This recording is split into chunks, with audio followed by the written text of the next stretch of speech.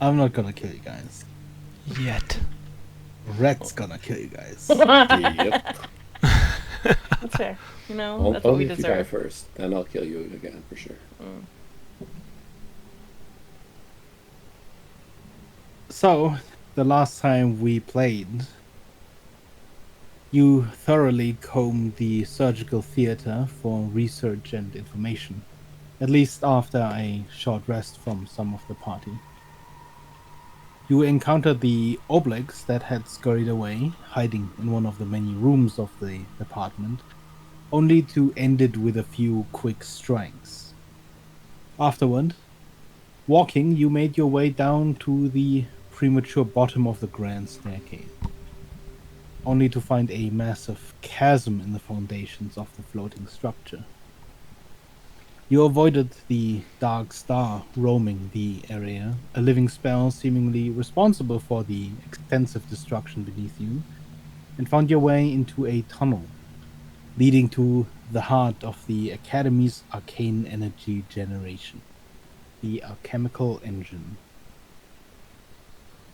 As you entered the ruined hall, showing similar signs of deep-reaching damage to the structure as the hall before, you found insects, large creatures that, as Vidar described, nourish themselves on magical energy, using the alchemical engine to grow and spawn their young.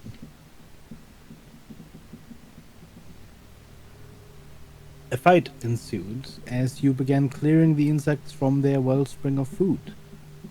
And after a relatively short encounter, you had dispatched a majority of the creatures. And slowly, after one after the other fell, the engine began to surge in power, and the last of the insects were destroyed as a vortex of arcane energy began to materialize. We ended last session as a tremor shook the building, and Vidar turned to you, concern written across his face, saying only, "We have to hurry back. She's gone." And this is where we begin today's session.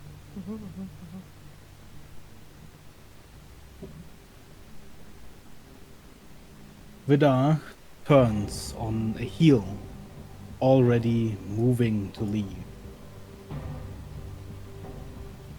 "We're going to need to ascend quickly. I'll get us past the dark star in the hall. My Creon, if there is anything I should have relied on, it's the egregious incompetence of my colleagues." Exactly who is missing? Is this Bakala? Yes, I guess. it is Makala. Wonderful. Let's go back then. Makala does not know the command word for the hatch, and the main door I locked. She is no caster. I know she did not teleport. Given that, and ruling out some powerful god's intervention, there is only one thing that could have happened. For her to vanish without us noticing another caster's presence. It means the airship is gone too. Likely thrust out the other side of a planar portal. Oh god. I thought. Yeah, never mind. Alright. Let's just follow him. Let's go, Octo-Ape. How long does For polymorph? an hour, bro. An hour? It Okay. was for an hour. Well, I don't really. As he reaches the entrance with a flick of a wrist and still mid-rant, Vidar casts Arcane Gate and steps through. I will follow him. I'm assuming you all step through? Yeah. Yeah. You step through, arriving in the sudden darkness of the grand staircase, precariously close to the edge of the railing as there is a lot of you and some very large creatures going through the arcane gate. I had wondered The wizards I knew would not leave the Academy's carcass sitting here like that. They would have buried it, or left it some construct or creature in charge of it. The planar engine was deconstructed, but only partially. If I find out who, I think they did leave a construct behind. I think they instructed it to disassemble the engine and do whatever with the structure, and I do think they lacked the foresight, the sheer reason, to tell the construct to turn off the engine first. You're unsure how far up you've made it, your eyes still unaccustomed to the sudden change in light. But as the last person steps through the portal, it disappears, and a flash of fire briefly lights up the surrounding stand.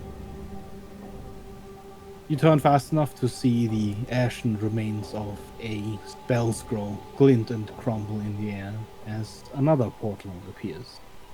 And Vidar, still rambling, steps through, his face slowly turning to one of anger instead of concern, as his rant turns to shouting.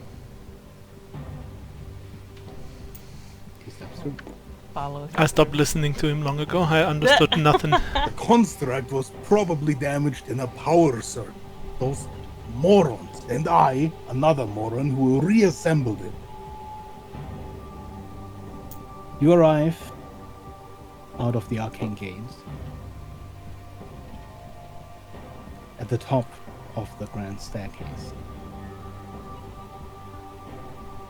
I do not know what kind of measures await us there, but I am certain there are some. We need to get through before they consider destroying the ship or severing the connection. Vidar marches towards the door leading outside to the hangar, throwing it open. Is Vint there?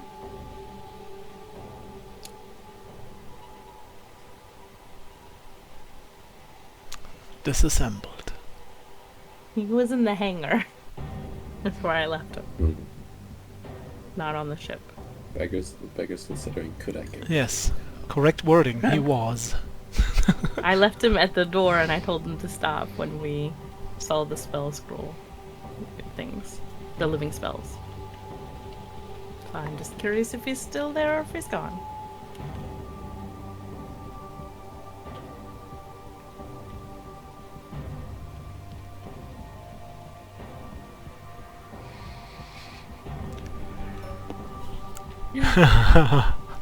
There he is. Good boy. As cold wind surges into the academy, as you step outside, a circular disk of light dominates your field of vision. A portal. From where you stand against the backdrop of starry skies and moonlit clouds, it almost appears like an inverted tornado. A long corridor of swirling blue moonlight that comes to an abrupt stop in the form of a spinning circle. You don't need to look around to receive confirmation in your mind that the airship you have left right there is gone. Vidar continues to stalk forward without much hesitation.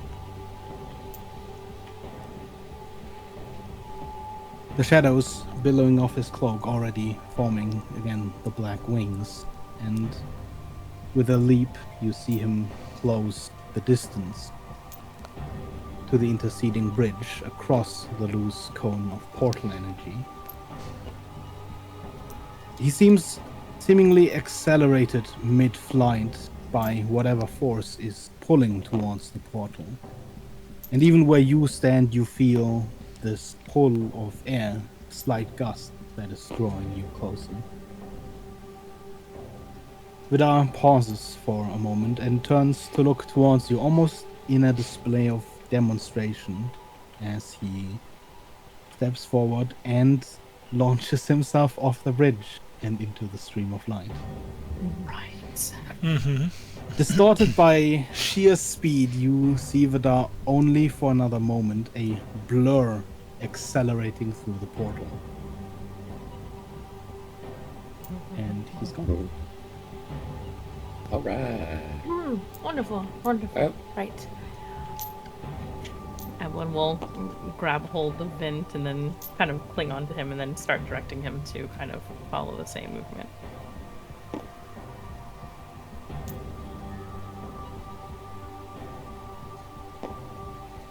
This close to the rushing winds, there's almost a howling to this just stream underneath you.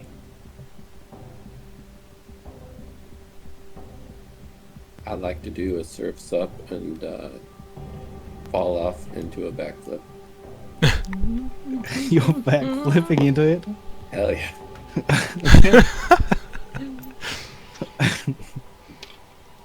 The second part of you touches the streams and streaks of light. It feels like something grabs hold of you tightly and yanks you forward. Or to I you, hold it's on to my hat backwards. though. Okay. Aside from the initial jolt of force, you find yourself weightlessly floating quickly after. Around you, the light has turned it into a multitude of faceted colors, all spinning around this corridor you find yourself in, blurred by your apparent speed.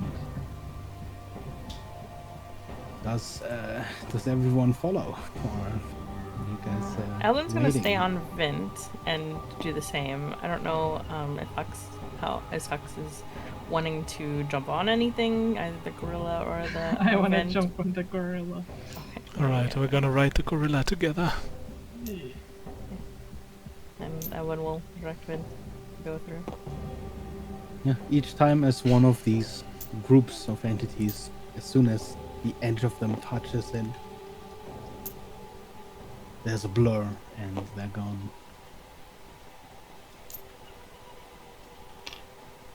Let's go! And that's the end of the game. Okay. It was a huge bag of devouring. Too bad. Appreciate. And I was right. The dark killed us all. Alright. Oh my goodness gracious.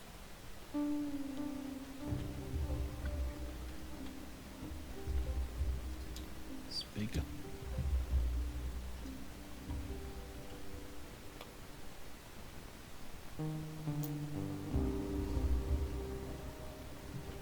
As suddenly as you pulled into the portal, you leave it. When you arrive, you feel nothing of the momentum it seemed like you had just moments ago. Instead, you stumble forward a little bit, catching yourself on legs that unexpectedly meet solid ground. Except, Red, can you give me a quick acrobatics check? Uh-huh.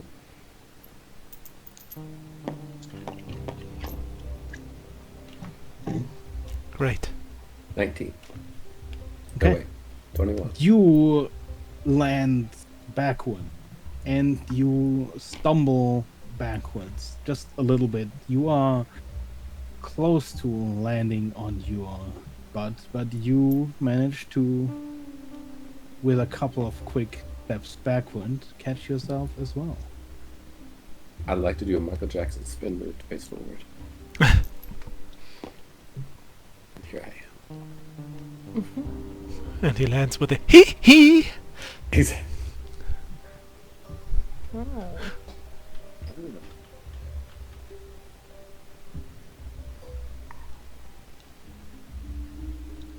This is not foreboding at all. It's fine. Oh, this is They're just statues. super normal. It's just statues. The guy just wants to give this whole map a little bit of 3D.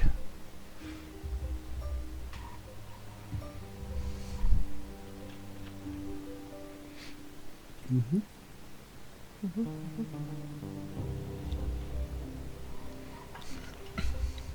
Where exactly do we come out and on this map once you're done? Like right there, okay.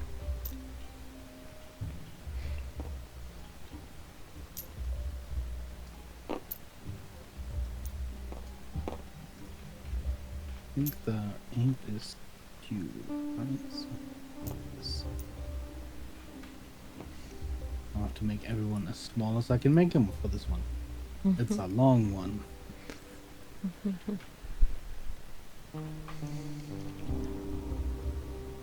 The portal of light still radiates brightly behind you. On this side, it seems much brighter and also flatter. It appears focused by these frames of brass-colored metal at its bounds. The same kind of metal forms the frame to a glass platform you seem to have ended up on, stretching even further to structures in the distance. Before any of the scenery catches your eye, something else in front of you does. The silver shimmering hull of the Dart landed on the platform in front of you, and silhouetted against it, the form of Vidar, just a few feet ahead of you.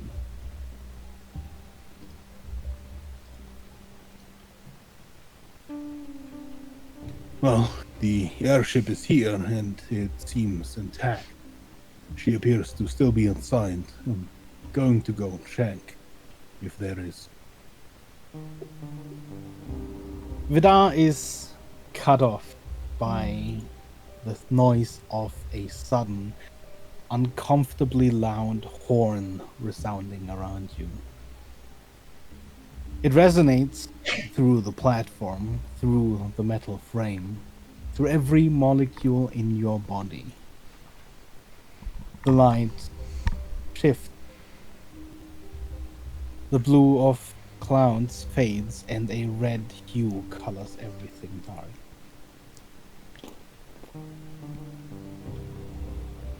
Oh. That's totally not worse.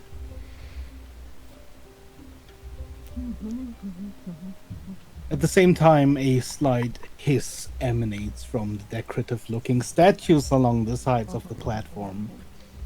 And with a prompt thunk, two of them, closest, unfold.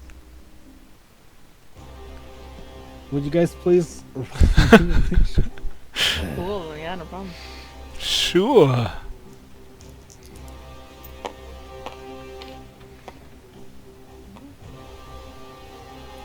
I don't want to be deconstructed.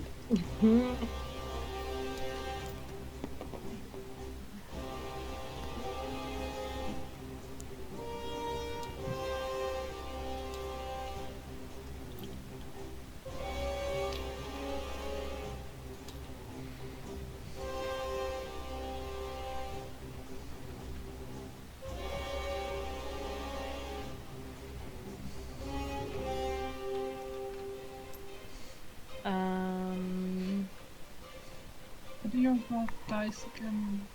Just search. On the dice channel, and hold on, it should be /roll, and then there should be like a little pop-up thingy.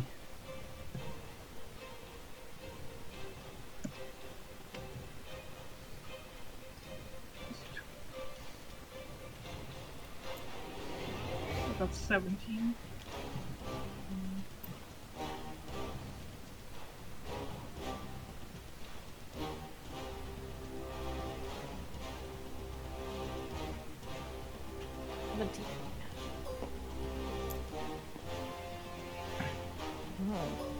At least out of us, you're going first, then, Max. No, sorry, I am. I lied.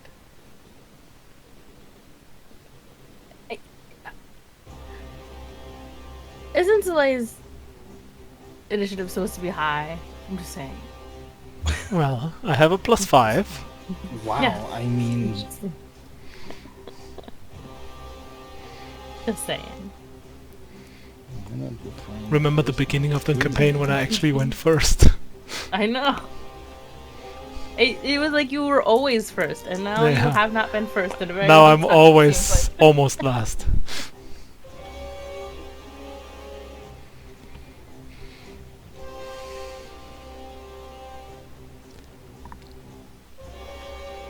Don't worry, Gosla.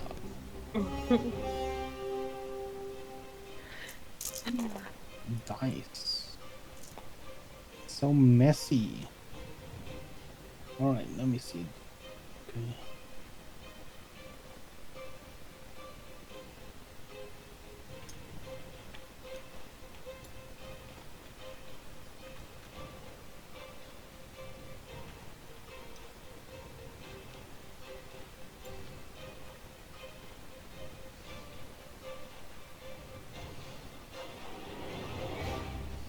Is Vint still at full hit points from when we left him alone? Yeah, well, he didn't get damaged in the meantime. Okay. If that's what. Yeah.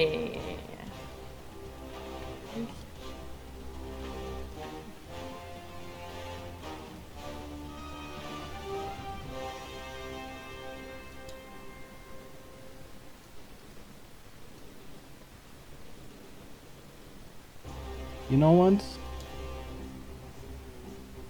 Hmm. Vidar is going to cast haste.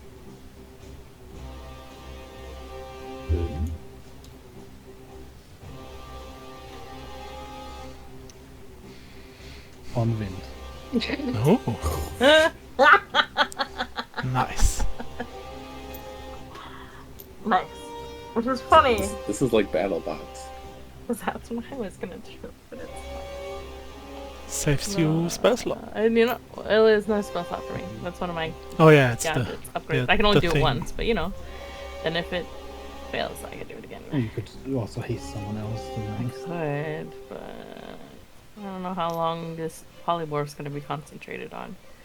So, I don't want to haste And, right away. Vidar is gonna move along the ship for now. Which makes it immediately Yvonne's turn. Well, I was gonna stay perched up by Vince's like shoulders, kind of hanging onto his back a bit. And I guess they'll go ahead and pass a firebolt on this one here. Oh, no, man. This one here is technically closer to the ship. No, that one's closer. This one, yep, sticking with my first guess. This one.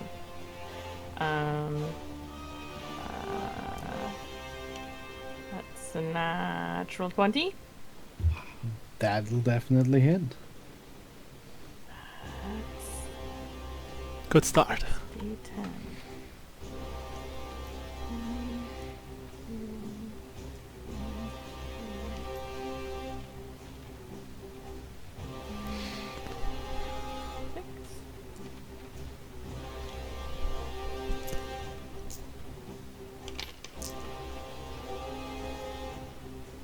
That's 23 fire damage.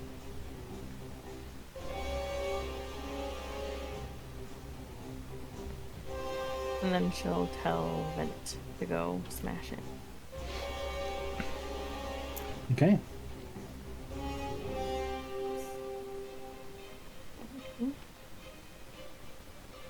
Hasted gets 3 attacks then, I guess?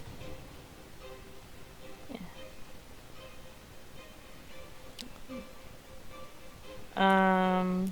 Well, it's multi-attack, so...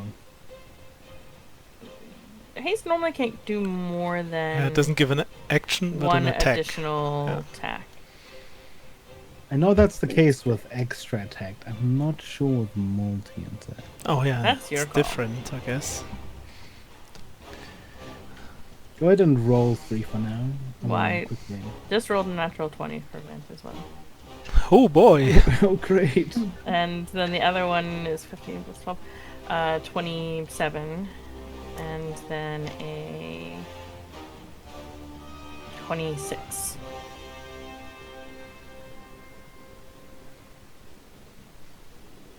So... Should do some damage. Is there a difference between bludgeoning and thunder?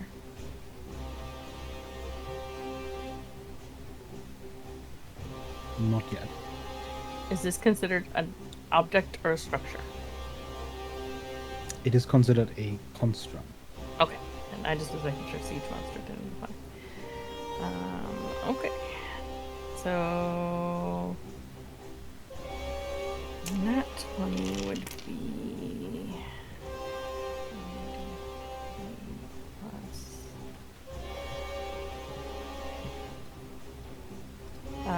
80 damage for one. That's the nat 20. And then for the other two.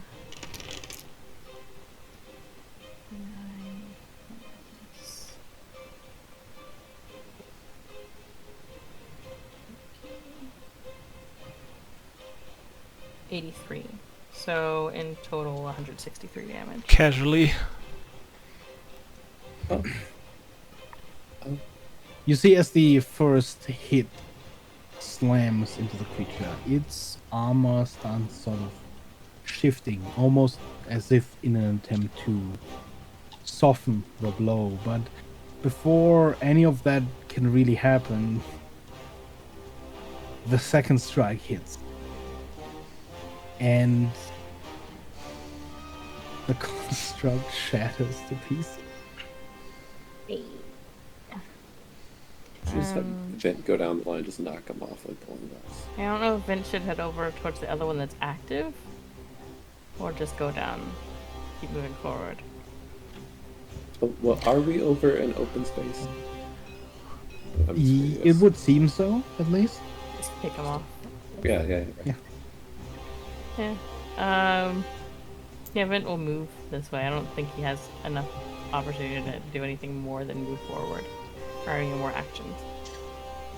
I don't know if I could just move into them. No, you'd have to do grapple, essentially. Yeah. So, that is Vint's turn. Done. Okay. Next up. Let's see. Can I actually do anything?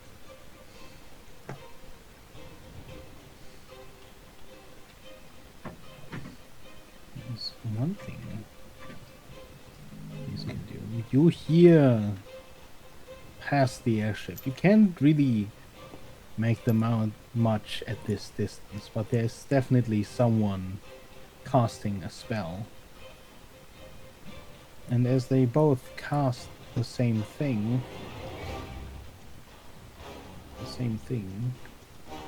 appears twice. As they both summon a construct. More constructs. Wonderful.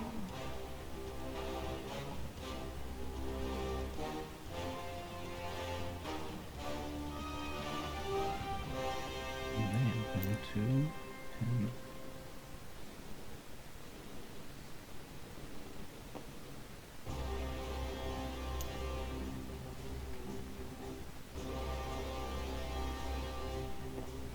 you see something take off into the air from the distance and fly towards you.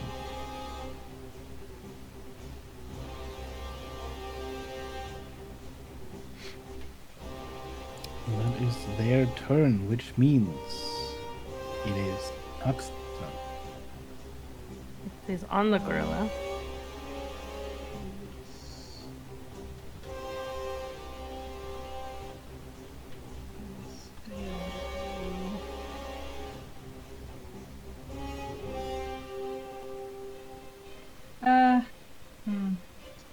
How far is it?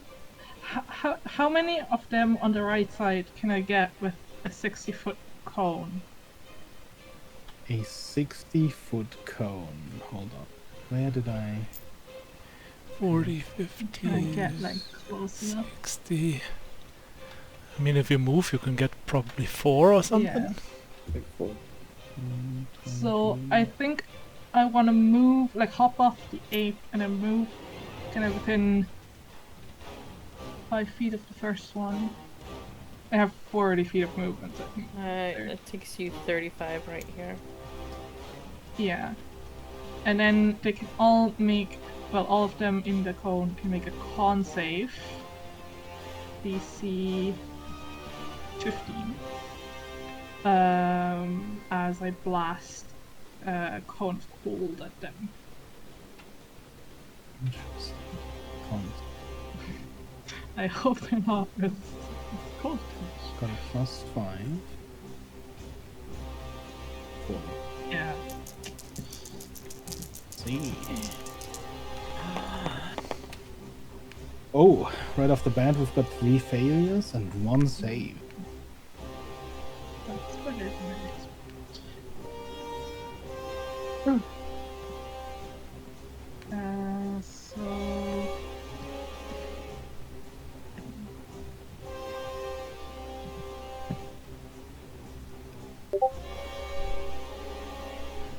Three of them take 24 cold damage, and the one that succeeded takes 12.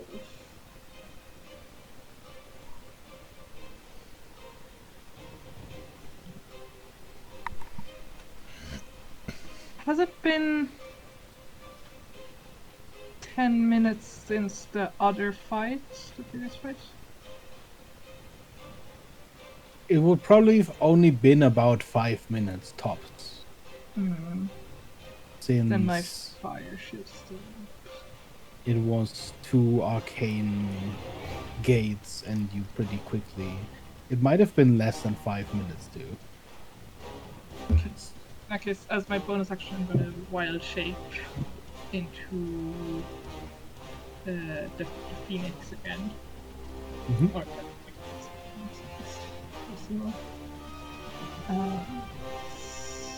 your turn. Use this as a stand-in.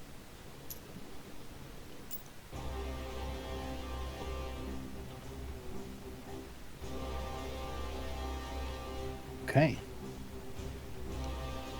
Is that your turn? Yes. Soleil. Alright. I'll make the giant ape move. Oh. Uh-oh. Oh. Oh. Okay. Back. Ignoring, very interesting. Okay, I will move with the ape. 10, 20, 30. I think he has 30 feet of movement, right? The ape? Mm-hmm. Okay, and then he will can he rock throw or something? Or does he only have like close range stuff? He can. I think the stat blocks on that thing stick somewhere. He has 40 feet of movement anyway. 40 feet of movement, okay. And then he has reach 10. I would rule, because there's a lot of creatures that are somewhat reliant on stuff like that, and I generally don't track ammunition. I'm also not gonna track it for the ape. So you can rock. Okay, I just wanted to know if that thing actually had the ability to do something like that. Yes. Anyway. Okay, but first, I'm gonna use the momentum from the ape to jump off its back at the ship, if possible, and try to grab on. Yeah, the ape has a climbing... Well, you don't have... Do you have a climbing speed? I do have a climbing speed as a Yeah, tabaxi, you should be able to hop on with no real problem then. and I wanna climb up. I don't know, is 20 feet enough to get somewhere to stand on? Yeah. Okay. Definitely. You could stand on top of the ship, sort of where it's... You know, Alright. towards the center it goes like a little bit higher, but generally it's sort of slanted like a roof on this upper side. Okay. Then I will take out my bow. And at the same time as the ape throws the stone, I will also shoot 3 times at the active construct. Mm-hmm.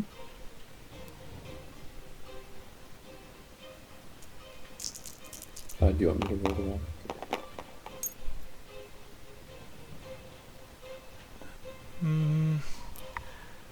Let me see. That's a 17 hit.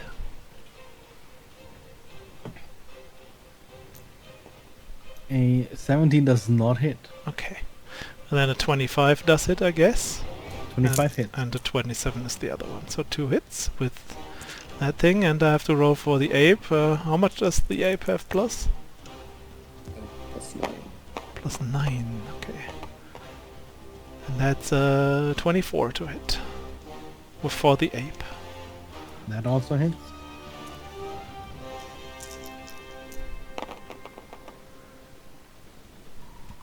It's 3d10 plus 6.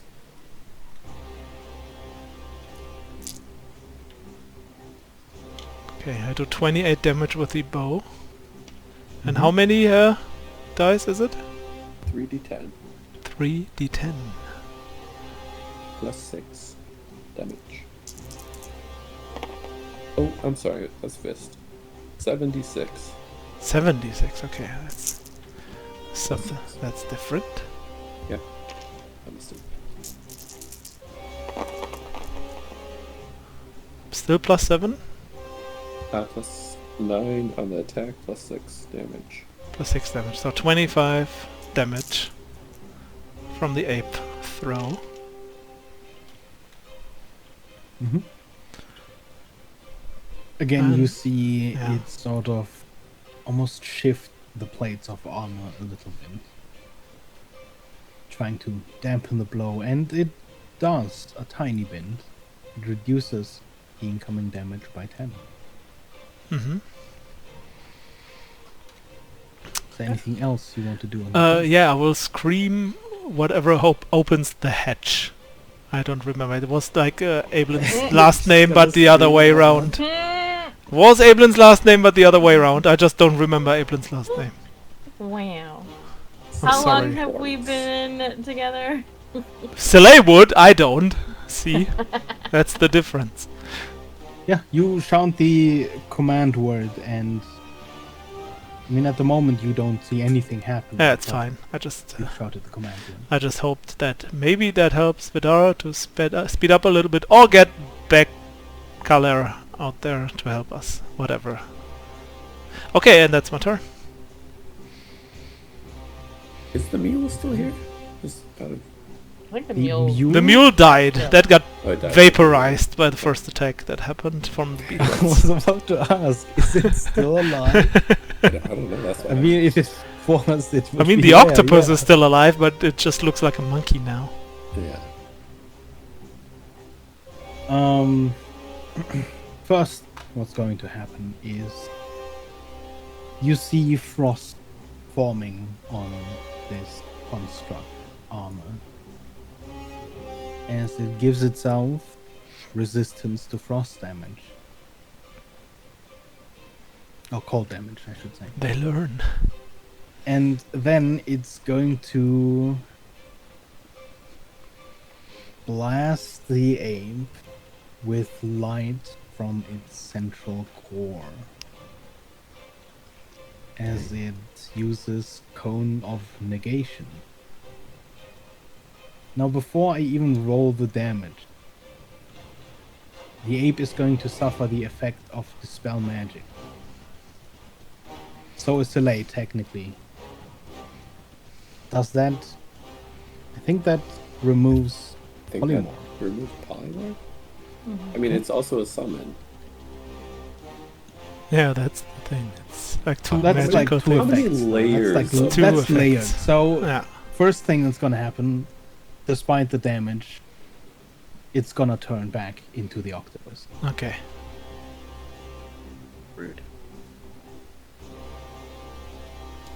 I got you. Oh, okay. Okay. And then Soleil, Mm-hmm. please give me a DC 16 Dex save.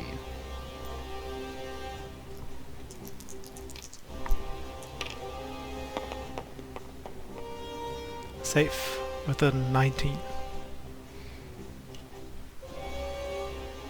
Okay.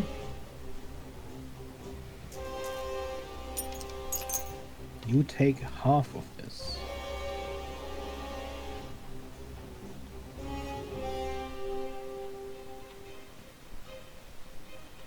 As force damage.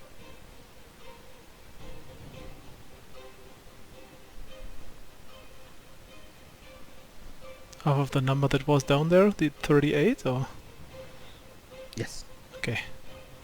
Which would be, I can do that. I mean, I just, I thought it would be funnier if you did it, but I can do the math. I can do math. I have a brain. It's fine. It's It's 19. 19. See, I can do math.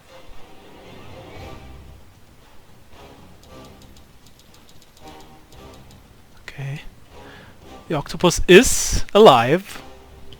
Kind of.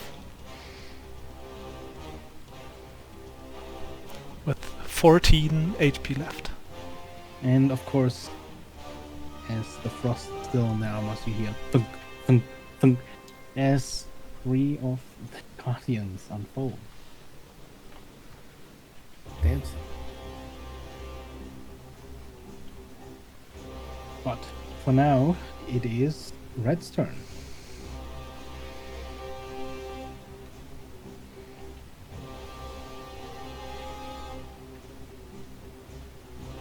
Alright, well. We saw these guys.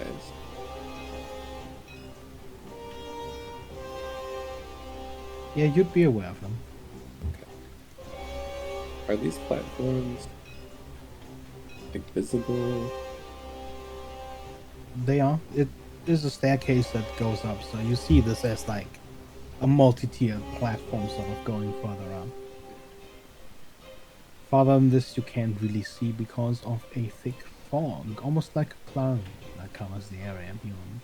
Interesting. Alright, I gotta measure stuff.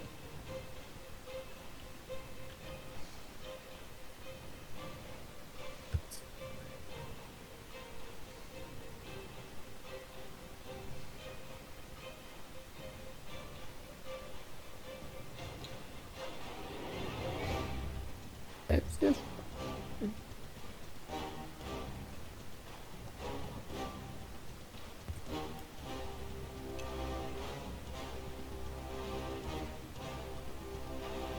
Okay.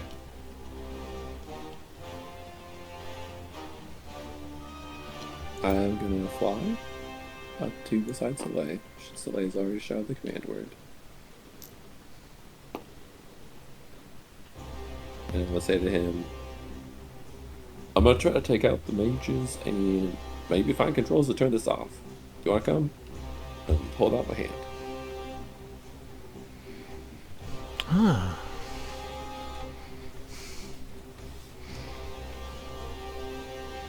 I'm gonna use my reaction to grab his hand. Okay. I cast Dimension Door.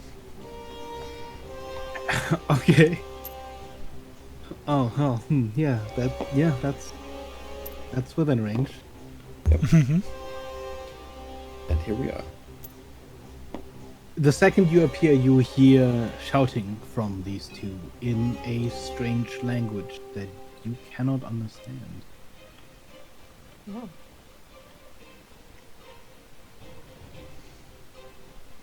I don't really have anything left. Well, I have a bonus action. I'm going to Bardic Inspiration Soleil,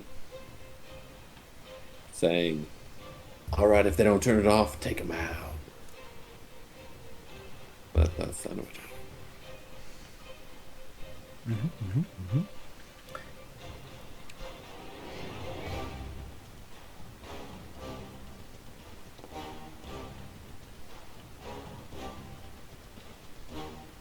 One of these constructs on the right is going to attack Vince.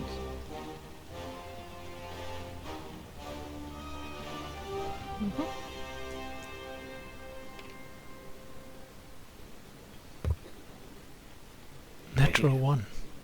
It rolled a natural one on its initiative too, Jeez. which He's having a hard time. This is he what's was a gonna little roll with broken. disadvantage, but it doesn't really matter now anyways. That's as bad as it can get. So,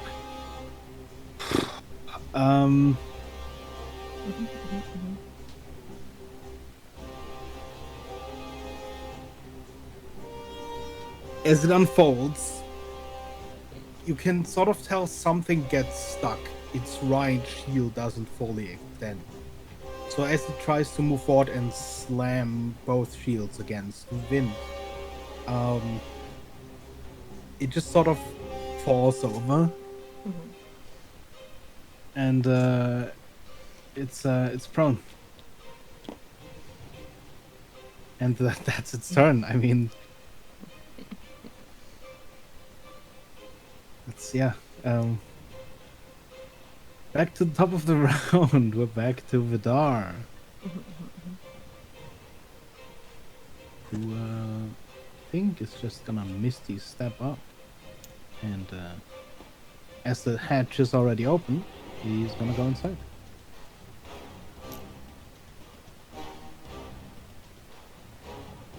And that's his turn.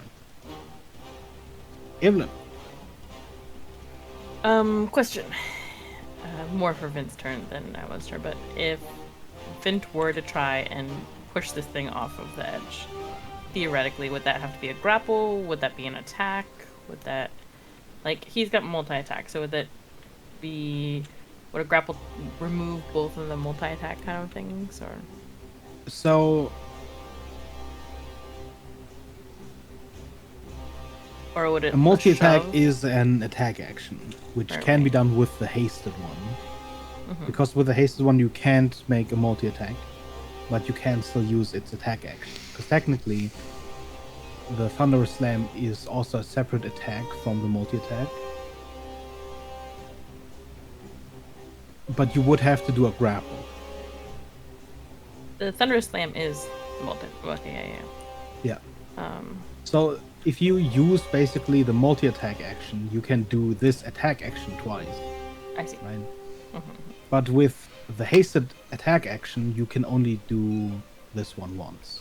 So But I could 3 use times the- Because total. on its Hasted- own, this is still an attack action. You just can't use this one, the multi-attack. But I could use... Theoretically, I could use multi-attack and then grapple for the haste You action. could grapple with the hasted action, yeah. Or and then multi-attack or other way around. And just so I know, like, time-wise, grappling would be, like, grapple one turn and then throw or to essentially knock him off the edge? How would that work? Or would it be using the shove action? Isn't there an action? I Yeah, think shove there was a action shove is- action. I don't remember if it was 5e. I think it is. Yeah, which I think is make opponents 5. So grapple, you would be able to then move at half speed, Mm-hmm. which I would accept as you sort of pushing it over the edge. But shove action, I think, is pretty much similar.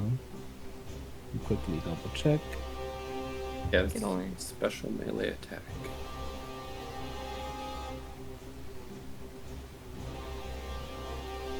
And I think it push it away from you. It doesn't really say how far. Oh, I think that it's is. 5 feet. You're larger anyways. Push it 5 feet away from. Yeah. So either way, moving it would is- take yeah, a lot of effort. I'll just attack it. That's mostly what I was trying to figure out. Both would work. Yeah, I just feel like I feel like it might take 2 or 3 turns just to push this thing off the edge, versus just attacking it.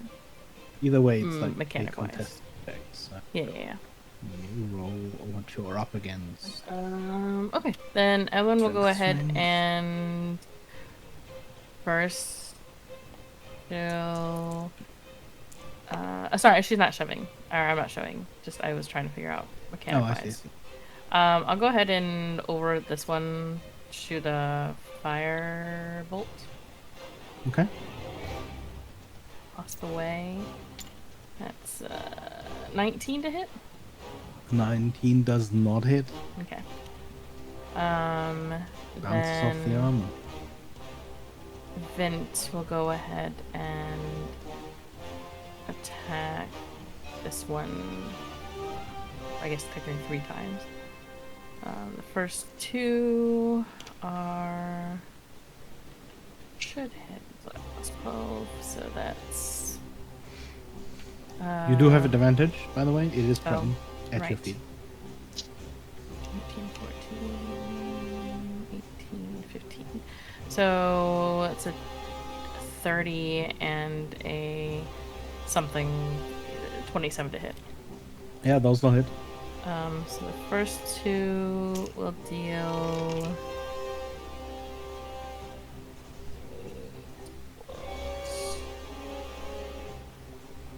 82 damage. Is the first 2 hits. Do you need to know them separately? I can do that. No. Okay. 82. Gonna reduce it by 10. 82. It's starting to crack. And then it'll take another attack. Or 19. That'll hit on the second or the third attack. That will be. Do you need to know difference of damage at all? Mm-mm. 52 more damage.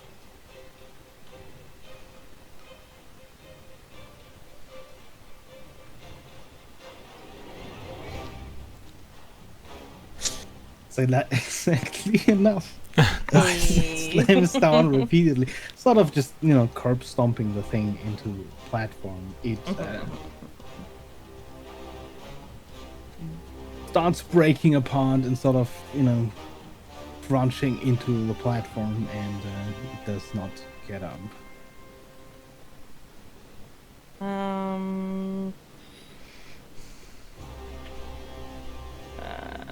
And there's been no movement from these ones? Not yet, but one of them just sort of unfolded in front of it and started. And I was trying to decide if it would move forward again or run over there. You do It see has like movement. 4 activated. But so there's ones 4 on the over other there, side. so he'll just move that away for now. Let's see. Movement speed, I think, is stupid. Right now it's 80 feet. Good old haste. Mm-hmm. 10, 20, 50, 15, 16. Yeah, it'll be able to move right onto the other side of right there. Except I'm on his back, so that way. Alright. That is our turn.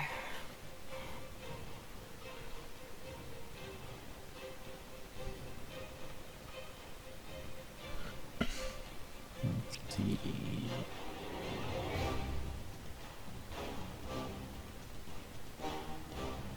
This one is going to try and cast Shocking Grasp on Slay.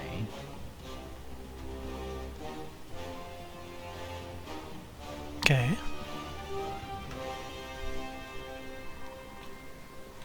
That is A natural one.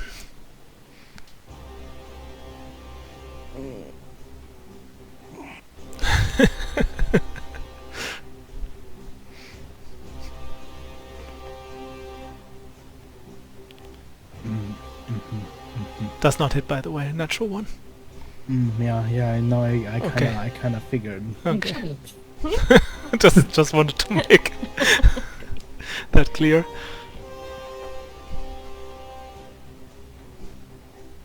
You can tell it's sort of unused to physical or melee combat. It sort of lunges forward with the electricity in its hands, almost as if it's trying to just sort of strangle you. You sidestep it and trip it, and it falls prone.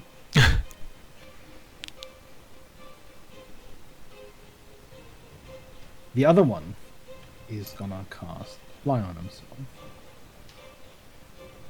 Nah. Nah, I counter spell that. Nah. gonna counter your counter spell. Damn, Oh. son.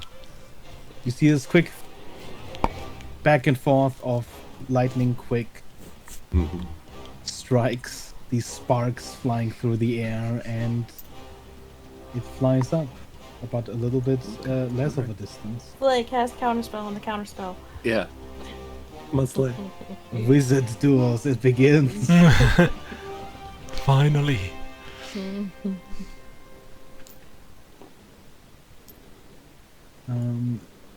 These two. Actually, hold on. This one hits.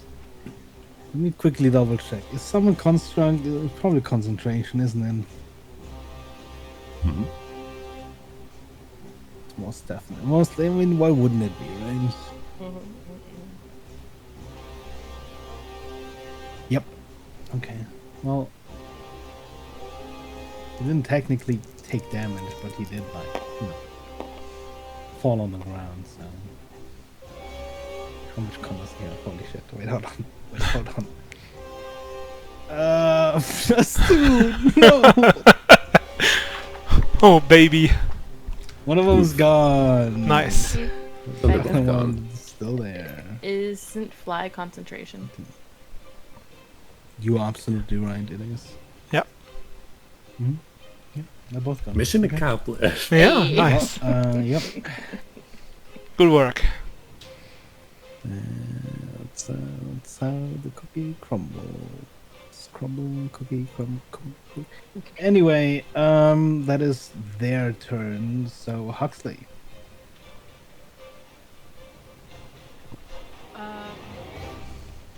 Okay, so I have like a bunch of Yeah. them in front of me. They look pretty strong, right? Yes. They're pretty And they tough. did shift after you did cold damage to them. They seem to have become frosty-ish. They've adapted their armor. Yeah. I think I actually wouldn't have wild shaped into a phoenix. I would have wild shaped into like a mini. Well, it's still huge, but mini in comparison version of what was the name of that massive dinosaur guy that we saw in the Underdark? Something with the geez. sea. Oh, the Cragmore? Yeah, Cragmore. yeah, Crackling? miniature version of that, but like completely black, oozing. Mm. ooze. Okay. But I'm gonna try to shove the guy in front of me. Like, I want to move. Although I probably can't get an angle of shoving him off. He is a little bit further in Yeah. than right on the end. Well, if I shove him into the one that's behind, can I shove that one off? Domino. You'd like, have to go you know. against 2 strength checks, though. It would be like double contested. Because this one obviously will try to resist, and this one will then try to resist against the other one. It is Yeah. possible, but it's Yeah. like twice as hard. Uh,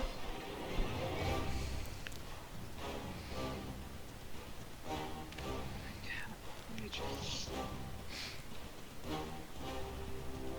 I don't know if it's worth it. Mm-hmm.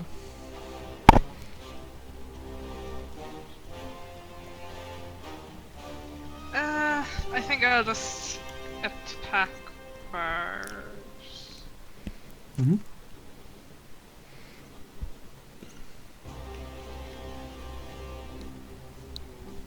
No, I'm gonna risk shoving them. So I'll try. Yeah. I'll just shove. Stay where you're at, and like the direction would be this way, or you could probably potentially move Yeah. like a little bit over and go more this way. Yeah, I guess like that. Okay. S- I'm gonna have both of them roll their contested strength checks. Can I add like a plus Holy shit. something It's to the? technically an athletics check, I think. Well, I got an shove 18. is strength athletics. Plus your, is that with your athletics plus, or? What you need to beat essentially Well- is a 22. Yeah, I don't think when I'm wild shaped I'm adding my proficiency if the creature doesn't have the proficiency.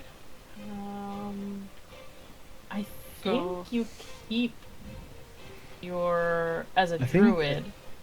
I think Usually you a keep creature's your- stat block has its own proficiency though. Yeah, I think only if it's like a mental stat I keep it, but for physical ones I think the creature. So it's just an 18. Because I know some creatures do have physical proficiency. Yeah. And I'm adding the creature's proficiency now. Wild Shape states that you retain all of your skills and saving throw proficiencies. It does mean if the beast has a higher proficiency, you can take that, but otherwise you can keep your own proficiencies. Neato. Well, So you use the plus strength from the creature, but you add your level of proficiency, which you are at 5 right now, I think. yeah. So in that case, it's the 23. Nice! It's a 23. Yeah, the creature has +4, and I rolled it. The first one fails abysmally. The second one puts up a little bit more of an effort, but with one slam in a sort of domino effect, the other one just falls off. Nice.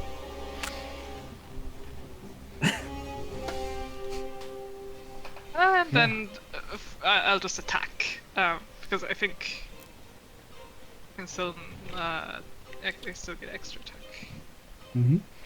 as well. So I will swing my tail at it.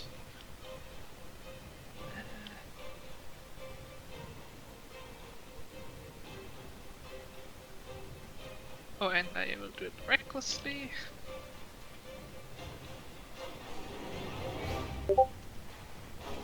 Which is a 19 to hit. That does not hit. I think that's my turn.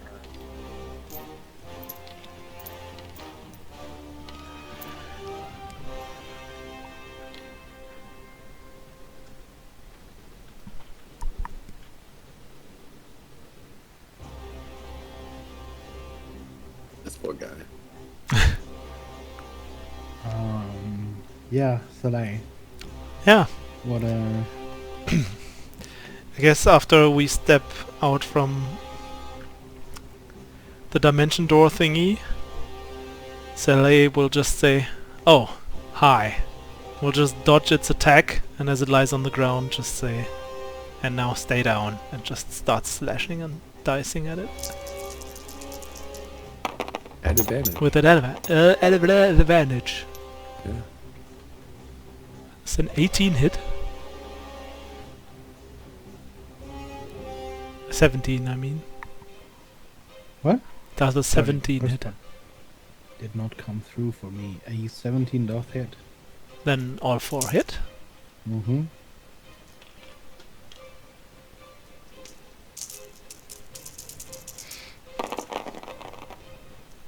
You got double. There is a double. I will add a bonus die.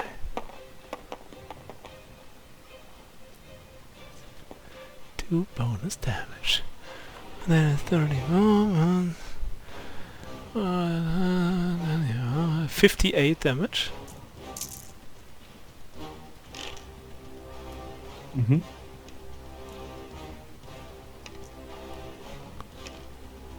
And I want to see first if it When you how start it looks. stabbing towards the ground and it stops moving.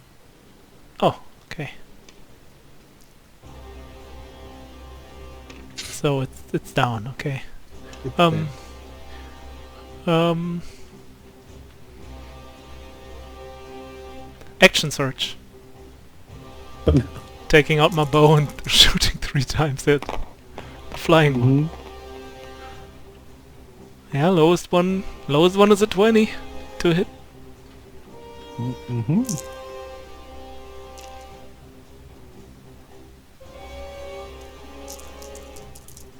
And I guess 3 separate instances of damage because concentration.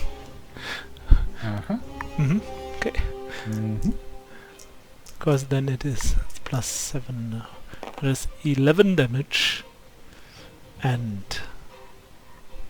15 damage and 14 damage.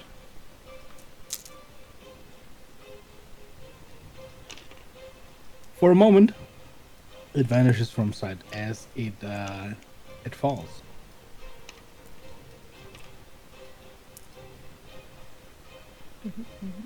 Your arrows strike home, and this is concentration. And it starts falling. Alright.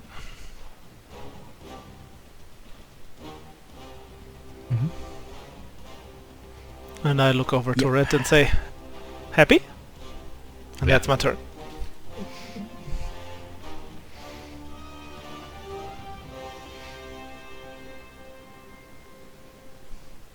On the ground in front of you, as this thing lies then, you can tell there's a sort of almost silvery liquid Oh boy. pouring out of it. Feel like that's a returning thing, guys.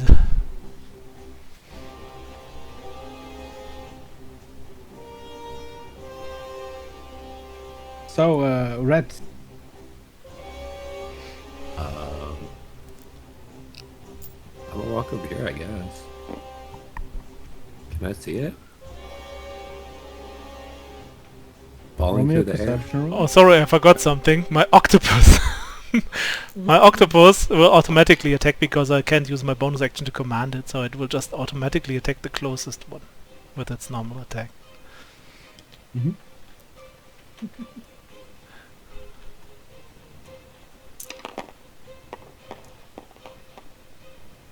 With a natural one.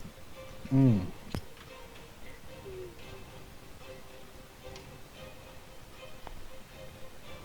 So that's as The long as nothing bad octopus- happens, that's my turn. Being, so far from its favored terrain, as it's not sort of just wrapping around this creature's armor. It's gonna take some damage from the frost that is currently coating it. Mm-hmm. And that would be 6 points of cold damage.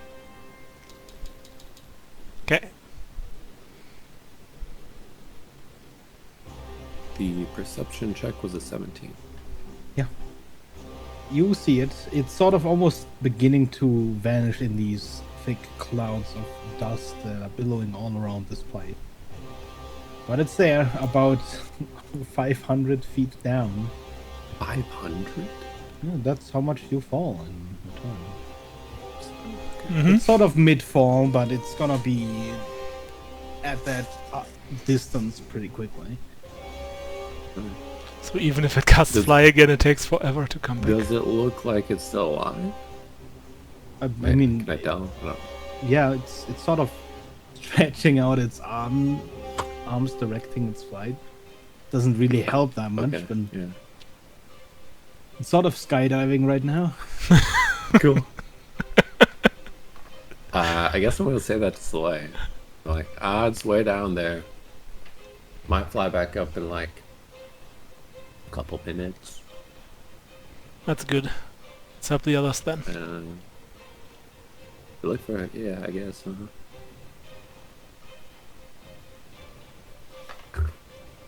I'll look at Slay, look at my broom, and be like, I'll hop back on. I guess I'm just gonna wait here. I don't know. Okay. So I'd like to hold my action to when he moves on, move and dash. If I'm allowed to do that, I don't know if I'm allowed to do that. You can hold one action. You can move, but you can't dash. Okay, fair enough.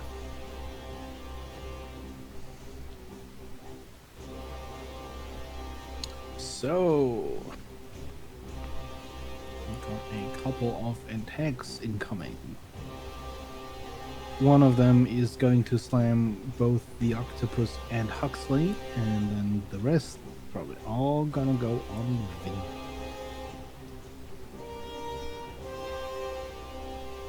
And they have advantage. First, the octopus. I'm assuming that hits. Of course it does. It has an armor class of 11. Is it down to like 5 hit points or something? It has 8. It's It's Gone. gone. wipe. An attack against Hux. Back to you. Well, that didn't actually roll with advantage. For sure, octopus.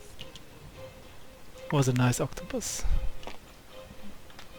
Oh, well, I mean, rolled the same thing twice. A 31, I'm fairly certain does hit. No. What? What? Can you give me a DC 18 strength save?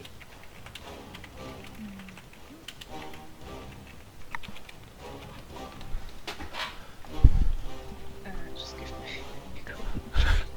Yeah, take all a the bit time of you time. need.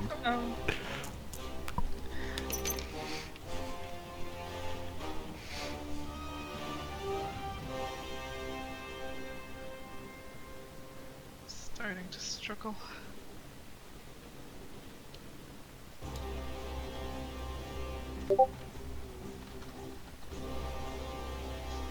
Well, a 10.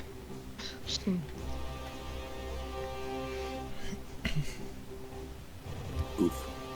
Hmm. You do fire damage though, right? So, yes, you do Oh, fire yeah. damage. And I think I'm also gonna use my reaction to do something. Okay. From the hit, you take 24 points of bludgeoning damage. And you are both knocked back 10 feet and fall prone. Because you failed the save.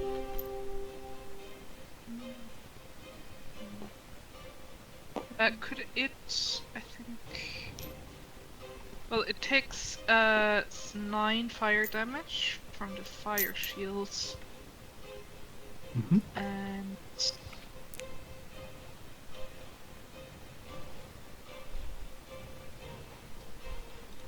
Could it make a dex save? 15. Dex save. Oh, well, that is a 6, so it probably fails. It takes another 2d8 fire damage, and it's set on fire, so... Well, if it can be set on fire, it'll take more fire damage on its turn. There's probably some oil between the gears that catches fire. Yeah, so 3 extra, and then on its next turn it will take more. Okay.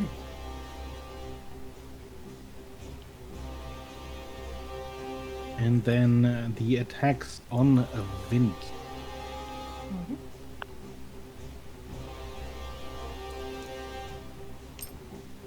That is 1.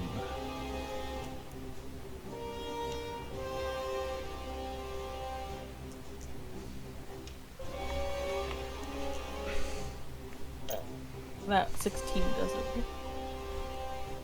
The 18 is his armor class right now. Okay, so that one gets halved, so let's do that one first. Is this considered a magical attack? No. This is a heavy slam. Is it bludgeoning, piercing, slashing?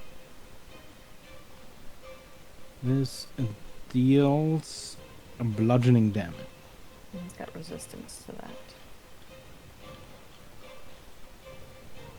So this first one, I guess, half twice, Okay. since it's the glancing one. Alright, so it's...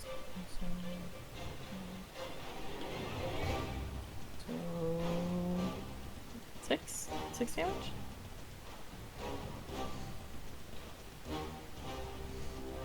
Six or 7. I'm just gonna say yes. Sure, got it. Yep. It's not math day. And then it's half of this one. And half of this one. And for the sake of things, can Vint please give me 3 DC 18 strength saves? Yes.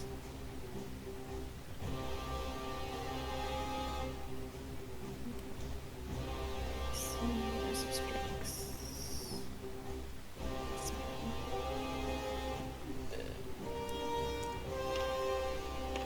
What was the DC?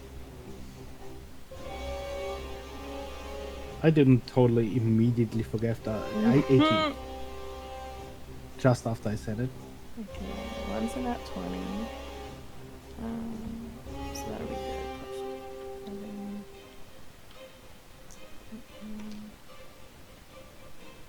He fails one. Mm-hmm. Then succeeds on the other two.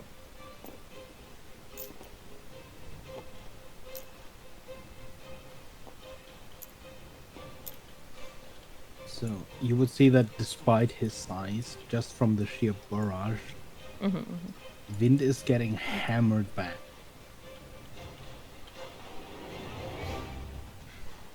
Fair, fair.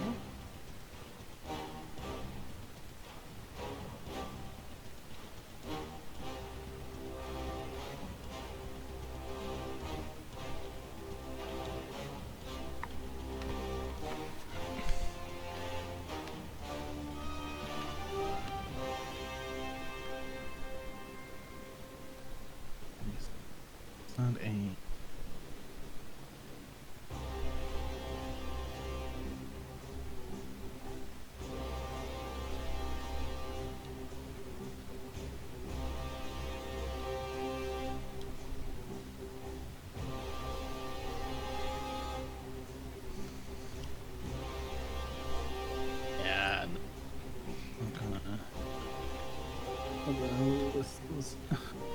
Yeah. Come on, move to here. And that's their turn. So, at this point, you would see Vidar re-emerge on site. Noted.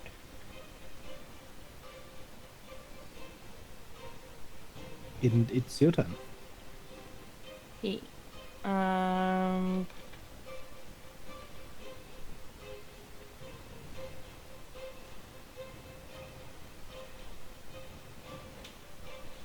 I'll go ahead and shoot at that one with a firebolt.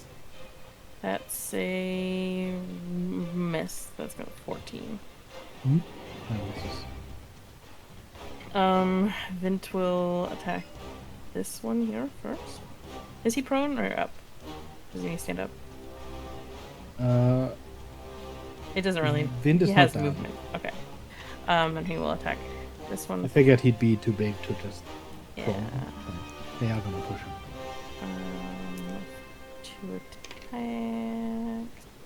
It's a 24 and a 15 for one of them. 24 hits. And the third attack will also be that same one. That's a natural 20. So... You're running hot today, by the way. The natural 20s. Oh, so that's... And I've rolled 3 net ones. Yeah. What the fuck? So the first hit is 49 damage. The natural 20 is...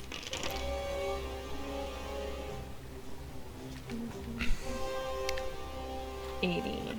So Which one were you attacking? the one closest to Hux, right there, yeah. Yeah. You slam into this thing, and on that second hit, it's gone. Wonderful. It breaks into pieces even as it falls off. That's Evelyn and Mixer.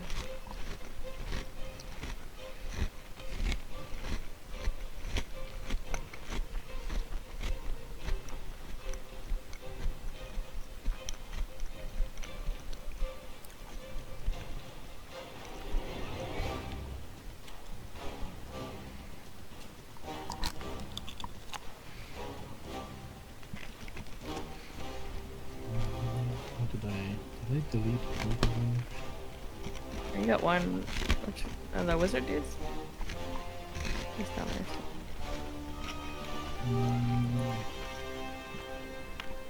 Unless it's the constructs.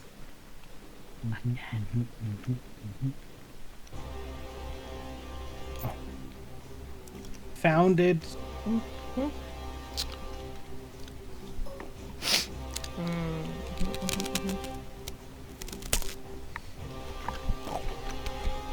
Even more of them. God damn it.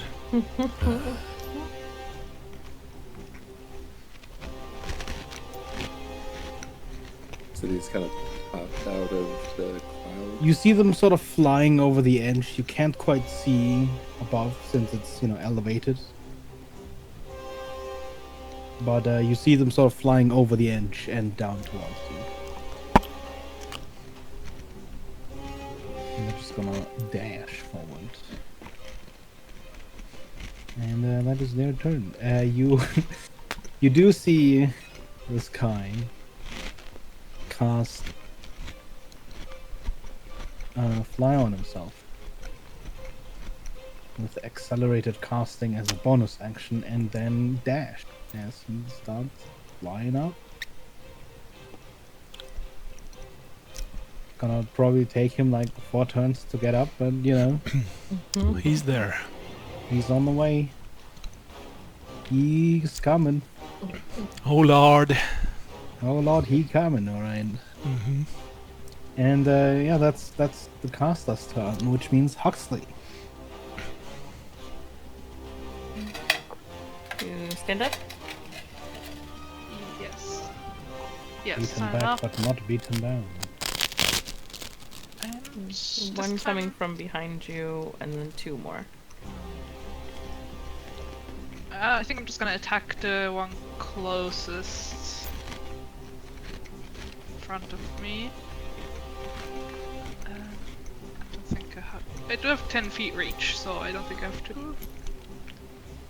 See a little bit. Yeah. Mm-hmm. And open a reckless again.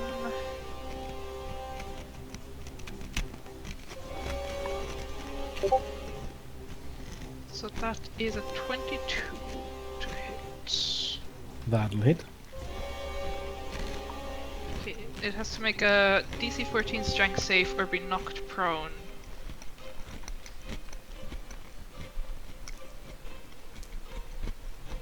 And it's gonna take. +6, so that's exactly 14. It's gonna take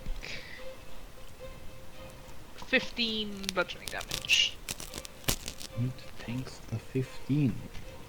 You see its armor pieces shift and in an attempt to protect itself. And it does reduce the damage. Rude. And I'm gonna attack again. But this time it's a 15, so if that misses. You slam against the armor, and as it begins adapting, you can already tell it's sort of protecting itself with its shields. And that is my turn. Okay. Soleil. I'm gonna run 30 feet. And grab Red Set. Hand. That triggers my move.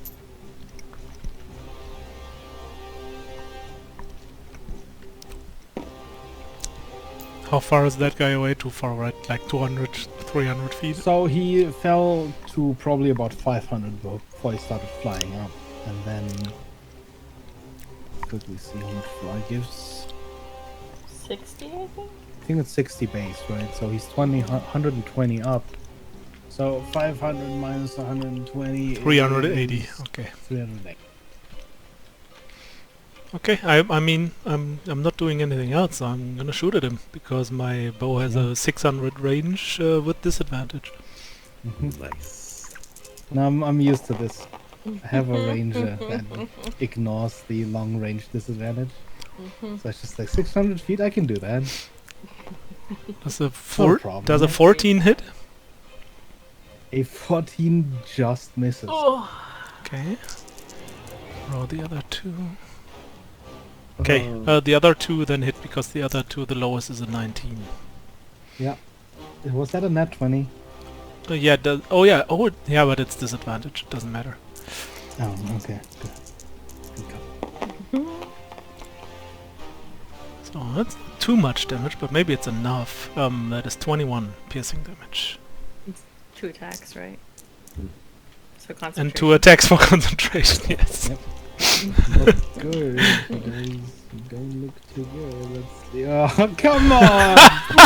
What's with the fucking net once today? Oh, poor. God. He just gets together and gives up on life. Plummet. Yeah, he's just like, You I'm see him, gonna. immediately just sort of plummet through one of these clouds. It's like 1,000 feet down. Hopefully they're. Yeah.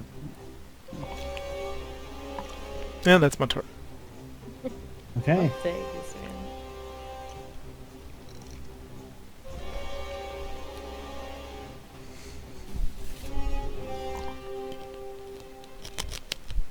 This one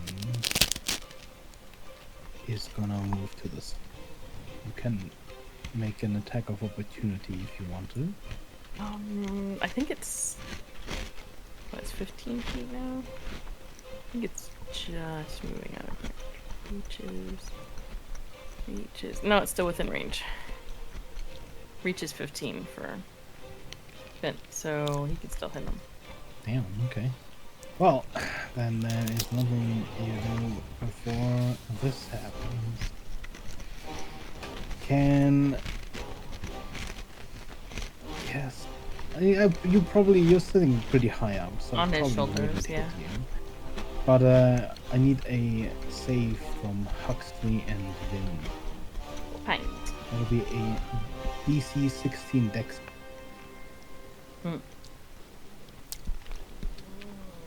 It's something I can see. Yeah. That's a fail from Vint. Okay.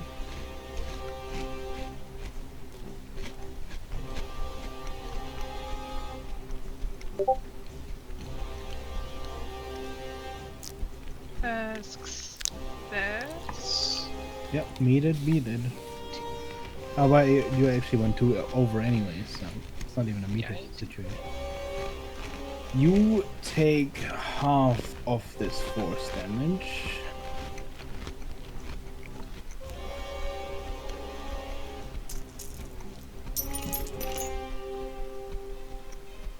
Which is 22 points of force damage. Just gonna take the Vin takes the full 44, and he's hit by the effect of Dispel Magic, the haste is gone. which removes his Oh. haste. And probably also takes a ton from him Oh, but because of the also, wave of lethargy. Can Vint is this the feel one that's on? lethargic? That's a good point, actually. Yeah. Let me think about this.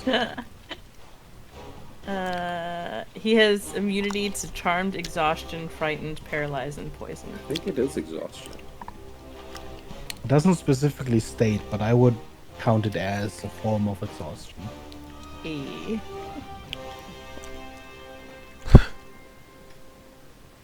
Yeah, I'll let him not get disabled. Or stunned, I should say. Sorry, what was that, Huxley? You said something? Is this the one that's on fire? No, that no, one the got other one is on fire. He near. stepped to the side. Ah. Oh yeah, But no, this one is that still one is gonna take- gone. Oh, No, they're on the fire. yeah, the that's fire the one one that is Vint smashed last time. Sorry. Deleted. Ah. But it's still gonna take fire damage from my fire shields. Okay.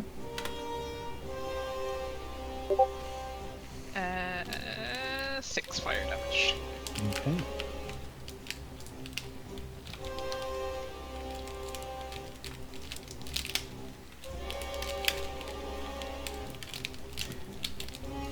And then this one.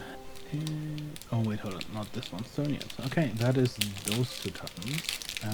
It is Red's turn. I think I will continue to fly back. I saw those two, but they're like, who knows where the casters are. Mm-hmm.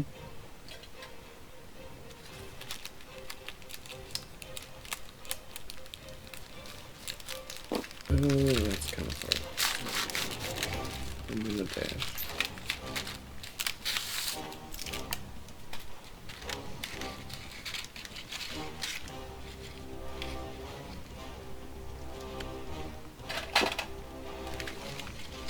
think that's right.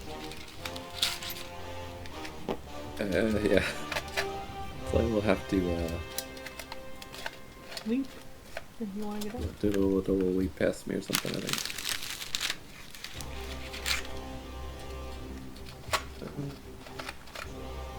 I don't know. It's 100 feet. That should be this way. You're right. Okay.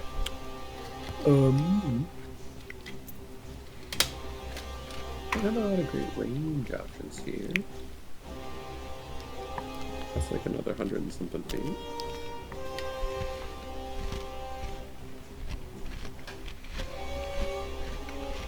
Stricken range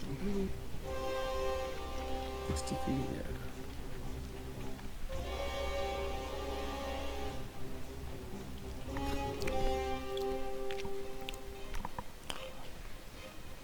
I got nothing. Yeah, I guess that's it.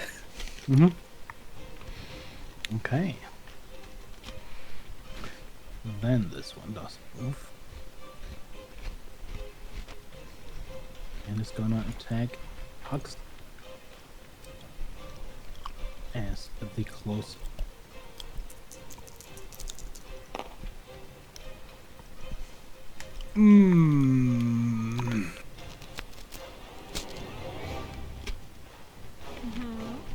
Well, one of them's a nat 20.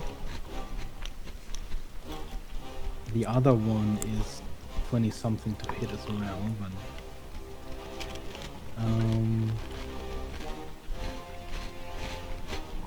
yeah.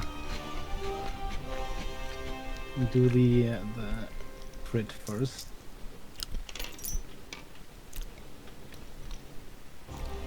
Oof. That's minus. So that's 63 points of bludgeoning.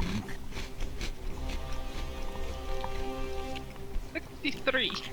63 from the crit. Okay, I am definitely out of wild shape.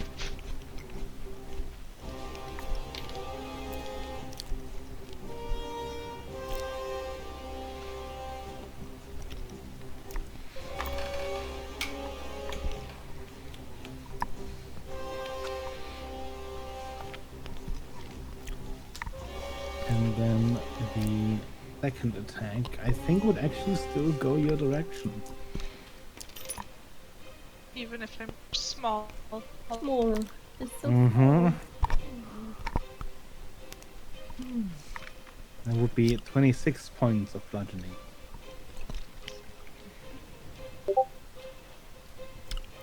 He's gonna take 14 fire. Okay. Does he set on fire or? No, that was Okay. from the reaction. Right.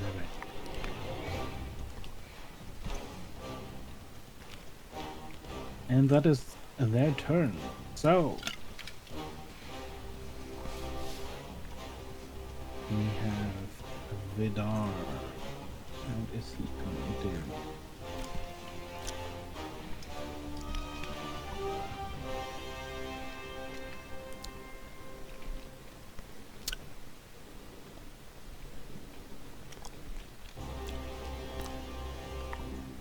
Do you look bloodied, Huxley? Yes. Oh, okay. Just bodies.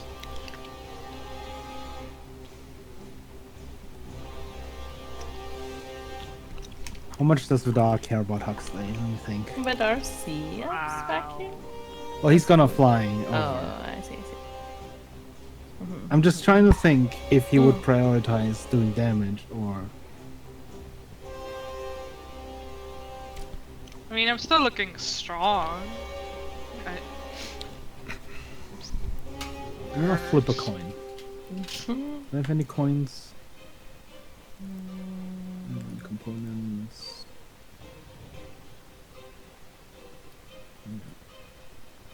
Okay. Heads is heal, tails is damage. That's tails. He's gonna cast chain lightning. No. On Hux. Yes, exactly. Or Huxley. The Jeez. betrayal has been complete. Surprise! This was a Is setup it a for surprise though? very big. Oh, okay, yeah, maybe not.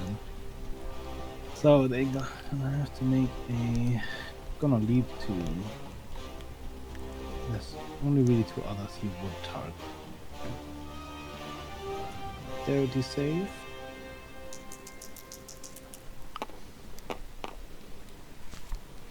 One of them succeeds.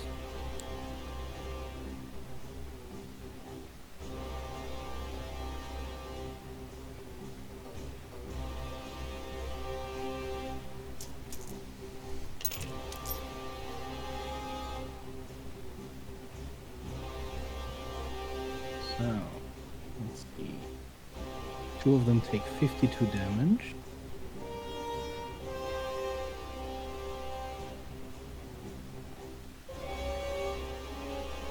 Oh my god, I have to do math. Hold on. Two. This one looks real bad. And this one takes half, which is 26. Okay. You see lightning leap through the air and hit one construct and fork to the other two. Two of them look pretty beat up. And that is his turn now. Evelyn. Hold on, I have to remember how something works.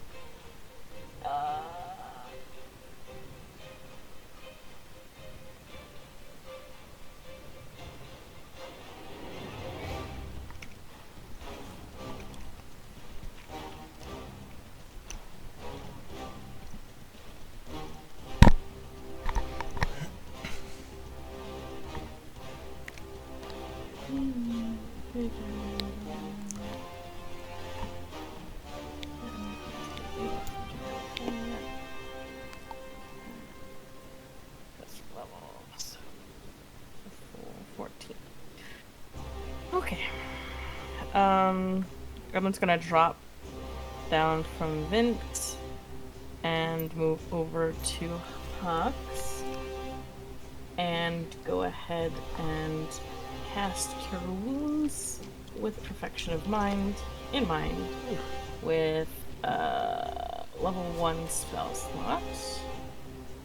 So that's gonna be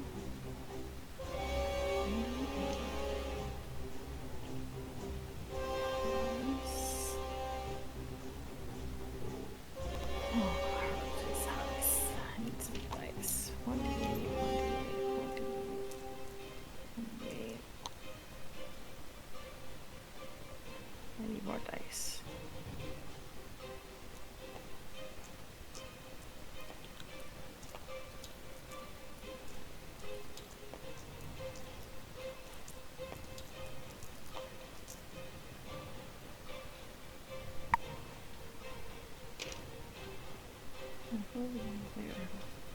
So this is Cure Wounds, and I want to read.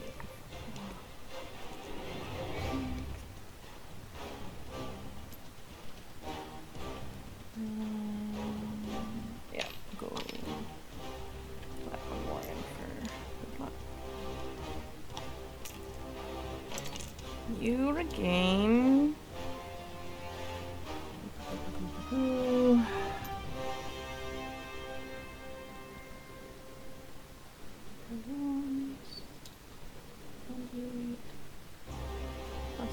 So that's 48 points of healing.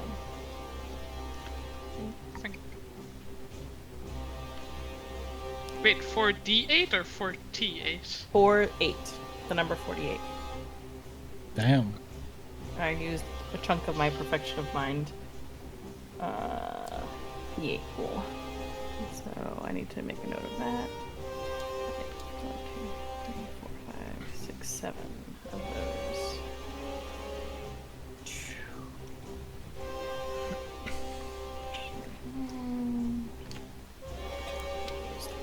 7. Okay. Then I was like, what, 40 feet down? Yeah. she'll just hang out near Vint's foot, kind of shifting back that way. And Vint will go ahead and attack this one first. And that one looks rough, right? Hold on. Putting something down. This one looks very rough. Okay, that attacking that one first. That's a 21 to hit. It's exactly its armor class, so you hit. That's 36 points of damage. It's down. And then the second attack at this one here. That's 16, 12, 28 to hit. And that's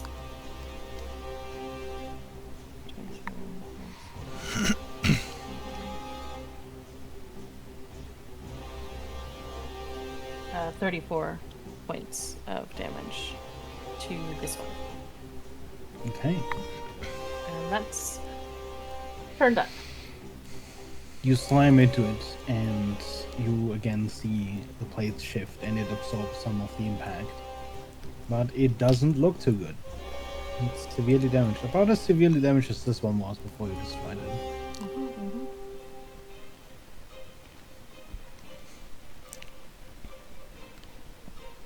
And then...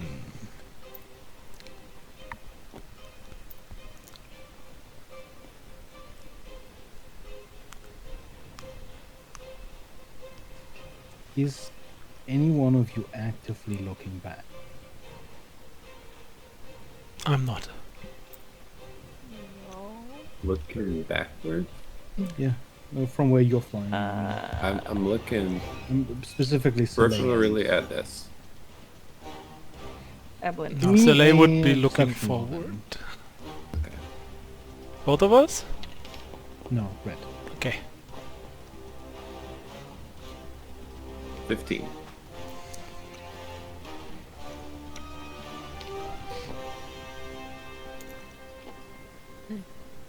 What's that do?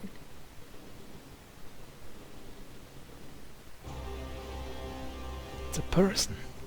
It is a person. You see out of the corner of your eye movement, and you sort of do a double take. Because you didn't expect to see anyone back there, but there is someone, and you see them sort of gesturing and then shrug. It looks almost as if they're talking to someone. Huh.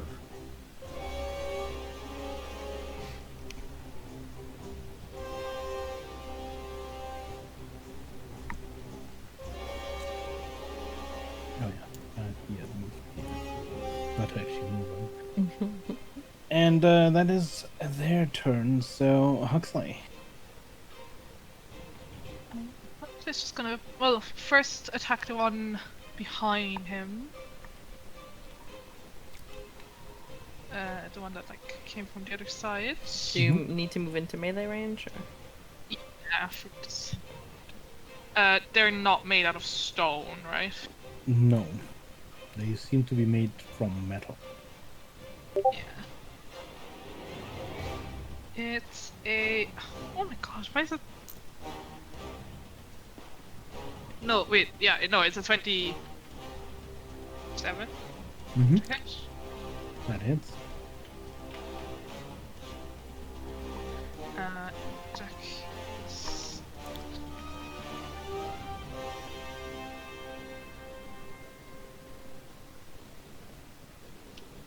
Um, 23 piercing damage.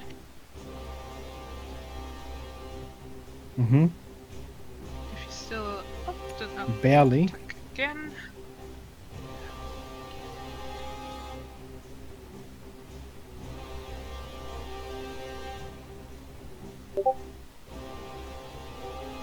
This time it's a 20 to hit. Will hit. Wait, hold on. 20. 20, 20, 20. That just misses. AC is 21. No. You see it sort of shift one plate of armor into the right place at the exact moment you strike. And the strike that would have taken it down glances off.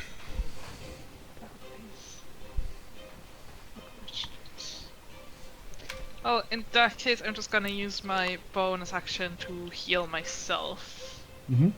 with a 4th level healing word. And then that's my turn.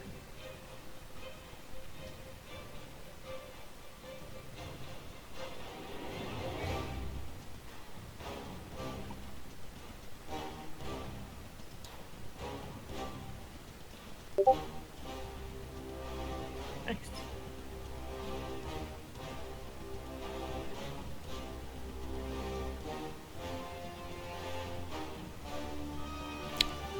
Tonight. I think I can see this guy, right?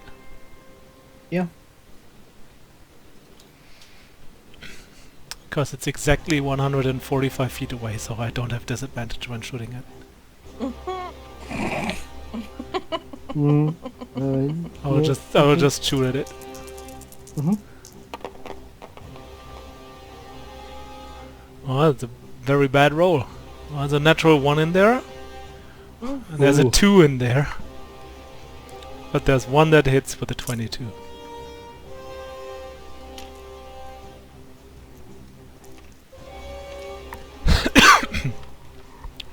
One of your arrows calculated a little bit too tightly perhaps bounces off of the side of your ash and hits Dang it. the inactive guardian, No. dealing 1 point of piercing damage And Which is making it enough. wake up. Yeah. to activate it. Mm-hmm.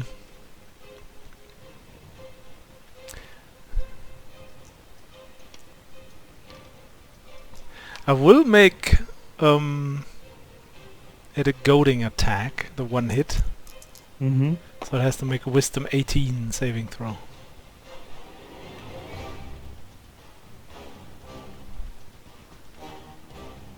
And it does take 22 piercing damage.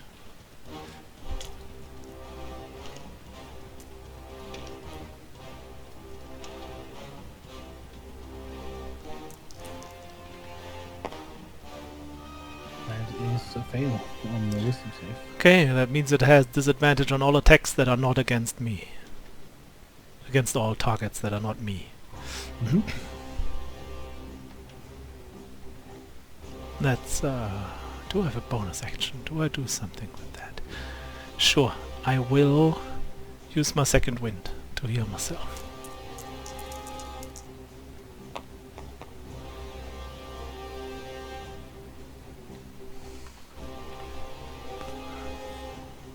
That's okay.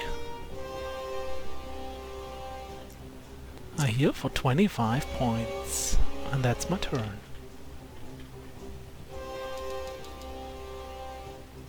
You are staying on the broom. What? I was just asking if you're staying on the broom with me. Yeah, I guess I was guessing we were still up in the air and... We're only like 5 feet. Yeah, up but in still, there. You could hop off if you I wanted to stay on the broom, Yeah. because why not? Not gonna sure what your plan was, I'm just gonna stay on for now. Let's see if that plan changes. You see one of the constructs move forward, and then from the crystal core in its center, it projects this thin beam of light right here. And as you look at the ground, it looks like the projection of a rune.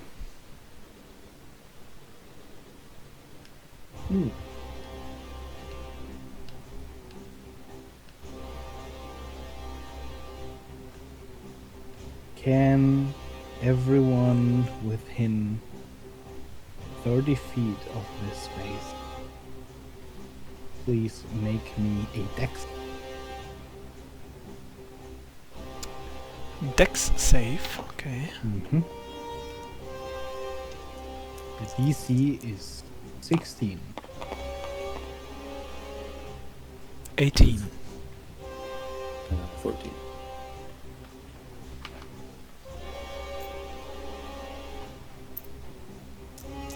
If you save, you take half of this damage.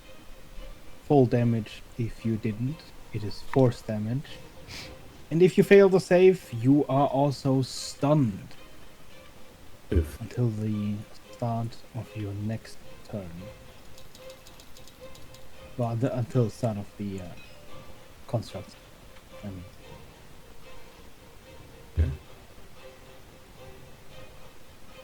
And that is its turn. The other two are going to attack Wind.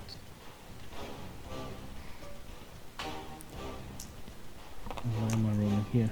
Hold on.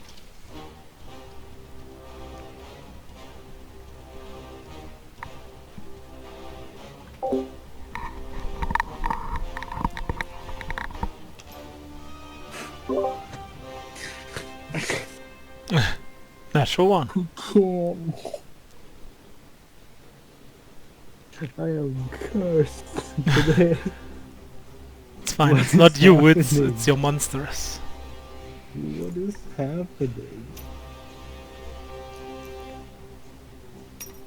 What are those rolls? Holy shit! Holy shit. Um.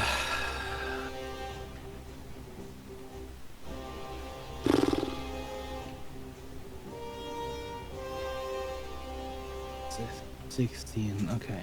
So, well, one of them was a nat 1.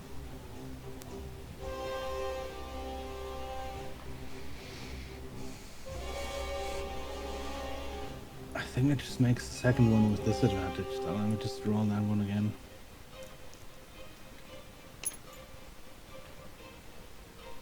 Actually better. Okay, so 2 attacks hit Wind. Out of 4.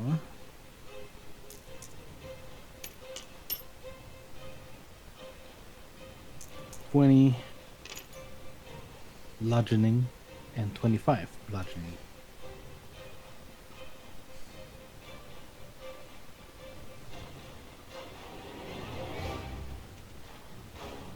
Jess? Evelyn? Forgot I was muted. My bad. Noted. Just checking. Still alive. Good. And 22 that is damage. their turn. Red's turn gets skipped. So the really damaged one is gonna strike back at Huxley. One last hurrah. With an 18 to hit and a whopping 31 to hit. 18 misses. Damn. 31 barely hits. 31 hit. And it's almost max. Holy shit. That's huge rolls on d12s. That's 44 bludgeoning damage. I just undid that As damage. it slams into you.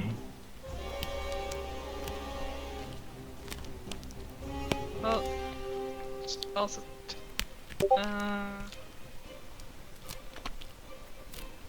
10 fire damage.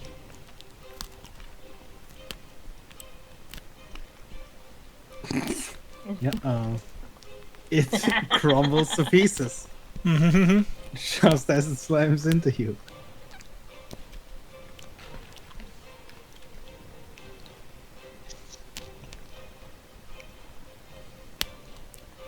Okay. Top of the round.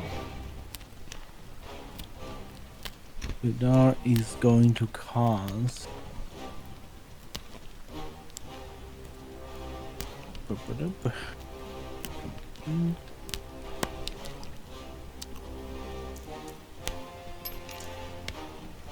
Vidar's gonna cast Life Transference, which means Huxley, you heal for 32 hit points. Nice.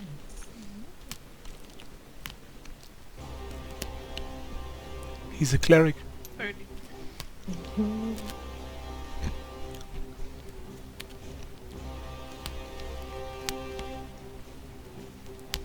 And where did I put? Ah.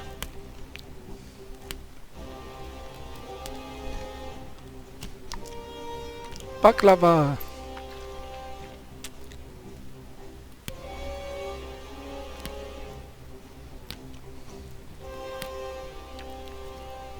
Okay. Oh no. Why? Oh no, what? I think she's pretty... She doesn't know what she Oh. can do. Yeah, Aelin, it's your turn. I trained with her once, she's good. I'm gonna go ahead and use my action to heal Vint a little bit. What is that at now? I normally do this in combat. Healing in combat, cringe. Not healing Vint in combat, cringe. Because this is the point that has not come up because I don't normally do this in combat.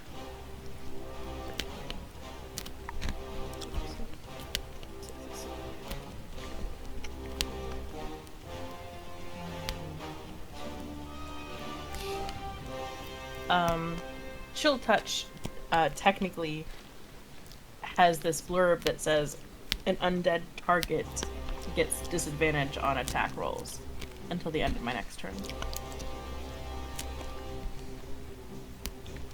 So, while I know it heals him, I'm assuming it was the disadvantage would still apply. Yeah, I would say so.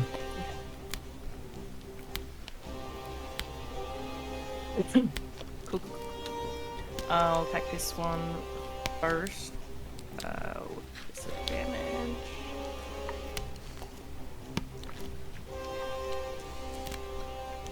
That's 19 to hit. I think misses. And the other one is 18, so I think both attacks have missed.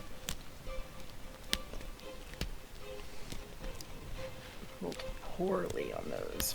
Mm-hmm. 5, freaking 4, 6, 4.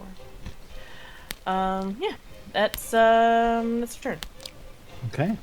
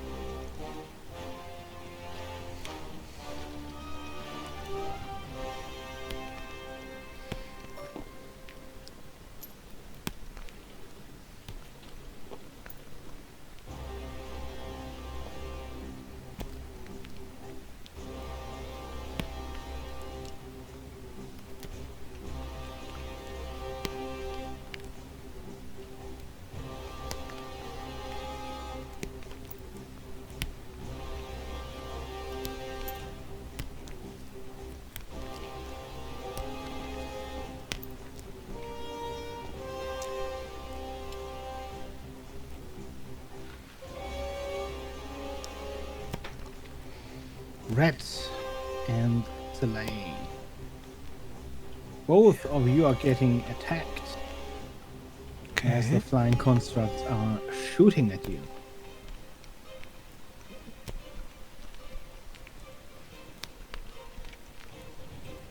And they do 2 attacks each.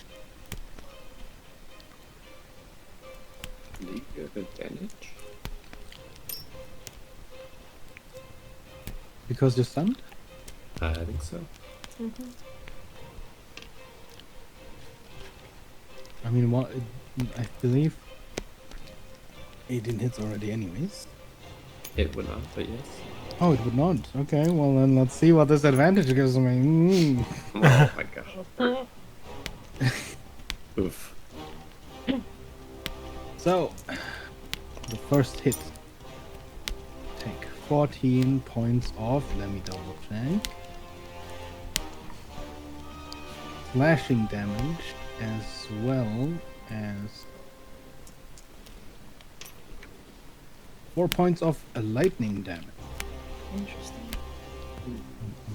Second one, you take 12 points of slashing damage. And whoa, 14 points of lightning damage.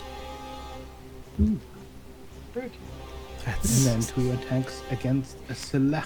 Salah.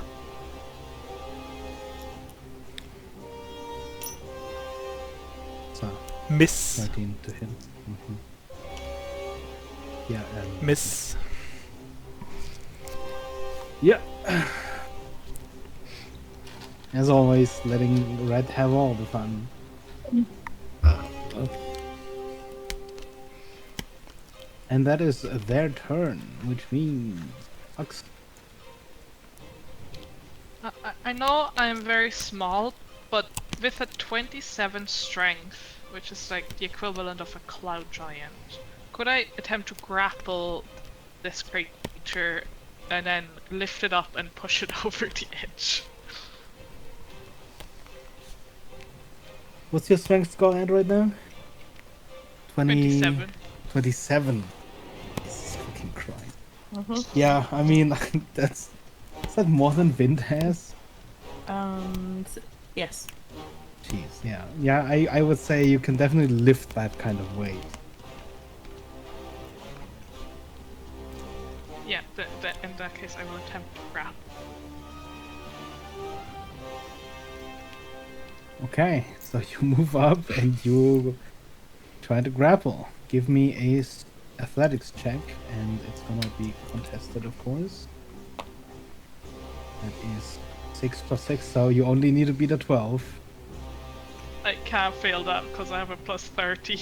Jesus Christ. Yeah, you lift it off of its feet. What are you gonna do? Then I'm gonna walk to the edge and Yeah, I'll you just throw it. You just sort of push it until it hangs over the edge, and you let go. And it tumbles and falls. And it's gone. uh, And a grapple is only one of my I still have extra attacks, so I will attempt the same thing with the next one. Well, actually, how much movement did that take? So, you were right here. That Yeah, was right in there. 10, 20. And then obviously you were at half movement for the push, which is... Right. So, But used most of your. how much movement do you have? It 40. would be about... 40. Since it's to get it over the edge, you'd have to be like here. It would be... Yeah, it would pretty much be 40 movement. Okay. Mm, What was that thing I just got? What the fuck? You got a ding? I never heard that before. Like a notification thing. Oh. That's so weird.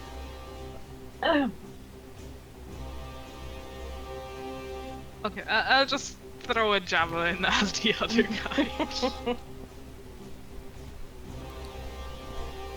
I don't think I can get close. Well, could I have moved so that I'm within 5 feet when throwing?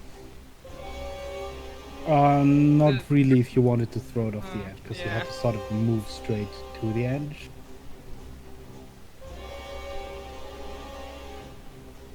I don't think I can reckless with a javelin. So that is a 20. 2. Yeah, That 22 hits. to hit. 4.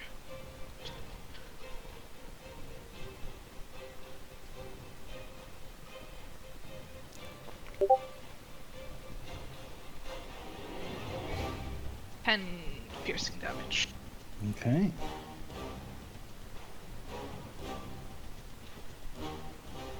Yeah, that's my turn.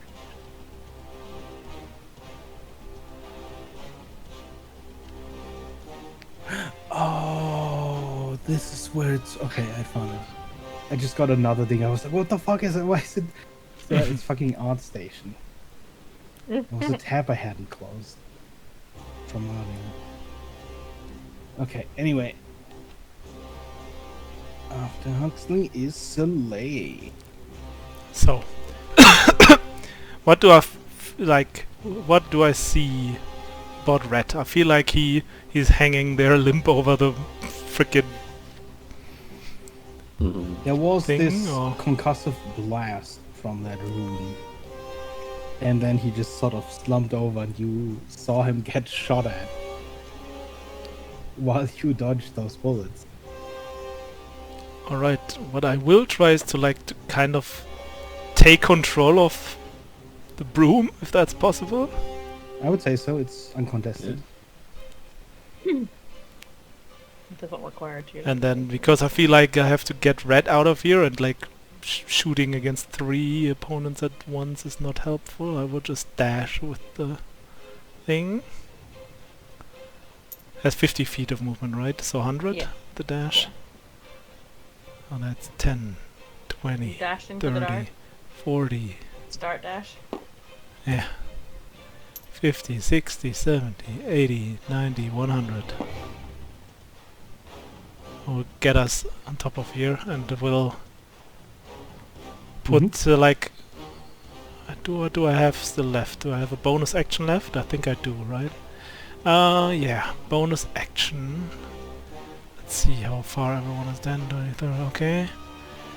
10, 20, 30, 40, 50. Okay, everyone but Hux. As a bonus action, I'm gonna blow my horn. Mm-hmm. Each creature within 60 feet of myself has advantage on the first attack or ability check before the end of the next turn. And additionally, each of you guys can use your reaction if you wanted to move your movement speed without provoking opportunity attacks, end a frightened condition, or regain 1d10 hit points. I'm gonna move back up on top of Vince's shoulders. Okay. Just take a d10.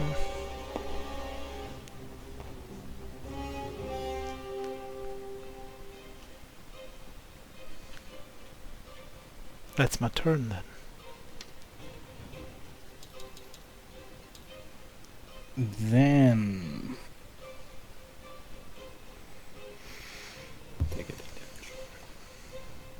That's for everybody, right? Yeah, everyone Except who for, can hear me. You can still hear me even though you're Yeah. stunned. So Take it.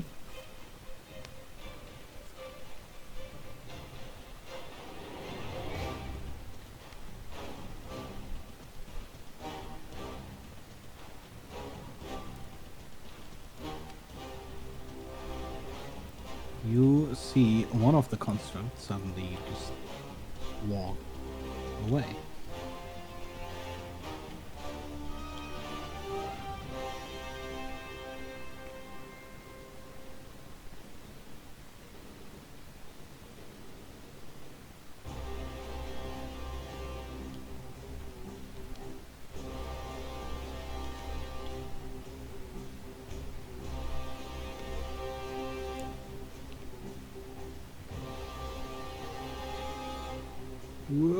Like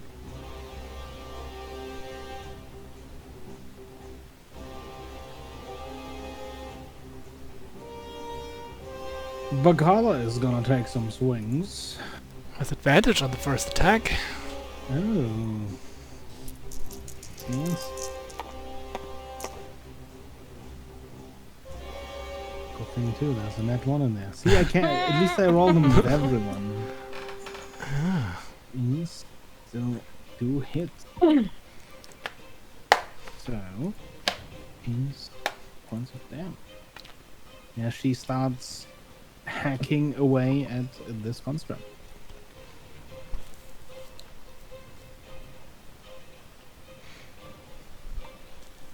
Red, Like you're back. shake my hand and be like, "Fuck you, wizards! Play the wizards!" Guess Dimension Door again. Oh no. Oh my goodness. Oh no. Aye, call them off. The Quartermains, we're here with the Vidar. Shit.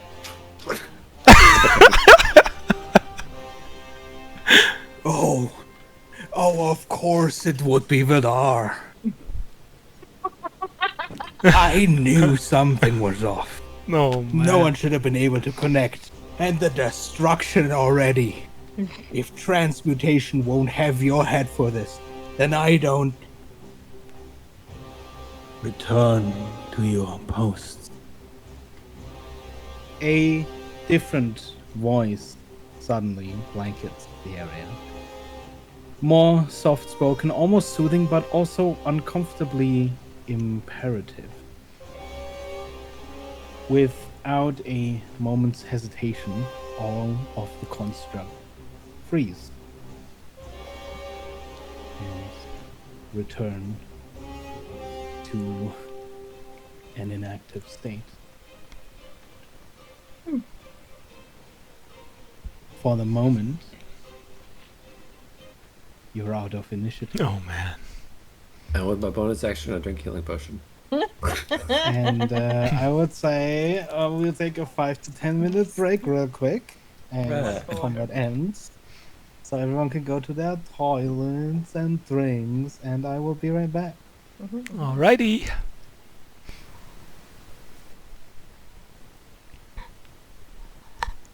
So, out of initiative.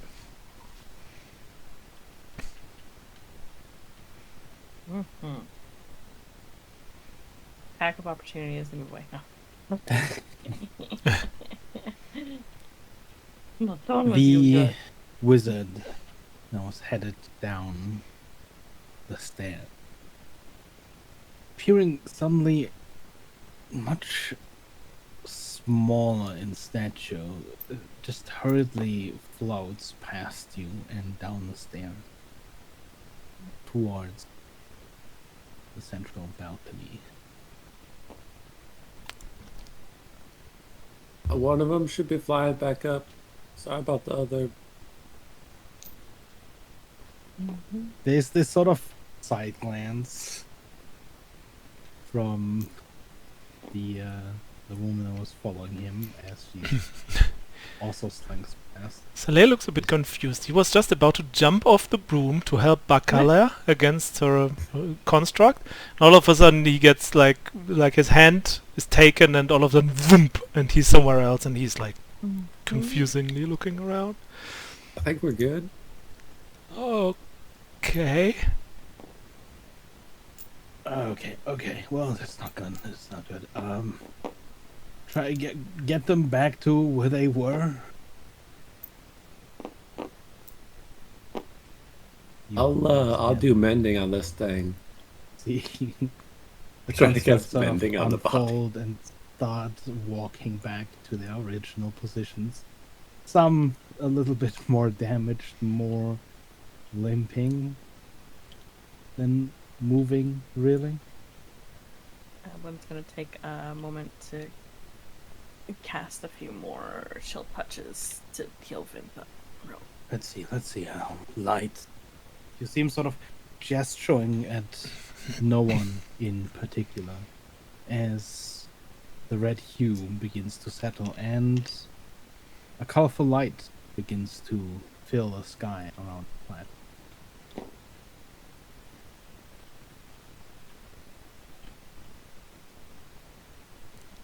Whoa! Alright. That's like My Little Pony colors. That's like holy shit rainbow. You see him Or you're on drugs. sort of almost dust himself off, even though you see that his robes are pristine. Almost just sort of fixing what doesn't really need fixing, as you see a number of orbs materialize out of the air, floating to the center of the open space. As these constructs sort of move back to where they were, does anyone else do anything? You are technically out of initiative. I wouldn't know this, but just for clarification, does this girl look like the person that the Oblosh copied when it first appeared to Ablin? She looks exactly Okay. like the I wouldn't know that. Soleil doesn't know that. Just for me, I felt like I feel like I should know this person, but I didn't. Okay, yeah, it was her. Okay. Yes. Cool. Are you injured, Evelyn? Are mostly put together, just trying to keep Vint in one piece. I'll be right and rain in a moment. Do you think it can wait? We should Right, meet them sure. Fair. before someone says something That's inappropriate. correct. That's right. Yep. I didn't realize they were over there. Let's move. He holds out his hand, Evelyn will leave Vint for the moment and go ahead. and then he's gonna dimension her own.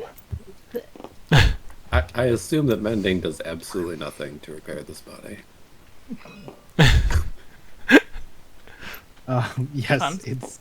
You see the construct? puddle has sort of spread out more.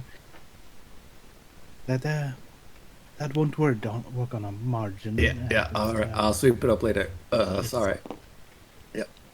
Well, I- it's Just for clarification, does I it look guess like a it's okay. construct? the The thing on the ground. thing on the ground. One, yeah. It almost looks But a does it look little more like too the silver? humanoid. Yeah, okay, that's what I thought.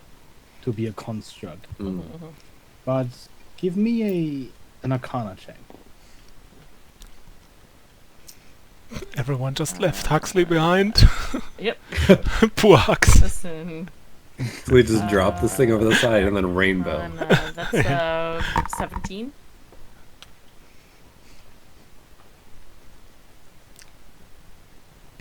I think you would have heard of a margin before. A sort of magical construct that is almost extremely humanoid looking, but has blood like mercury and this blue or green colored skin. Question for you. It would fit the description, but you are not 100% sure. I can cast mending and heal constructs. I am not healing this construct thing. But would I theoretically believe that potentially the mending that Ellen does could work on that thing? It would not bring it back from the dead.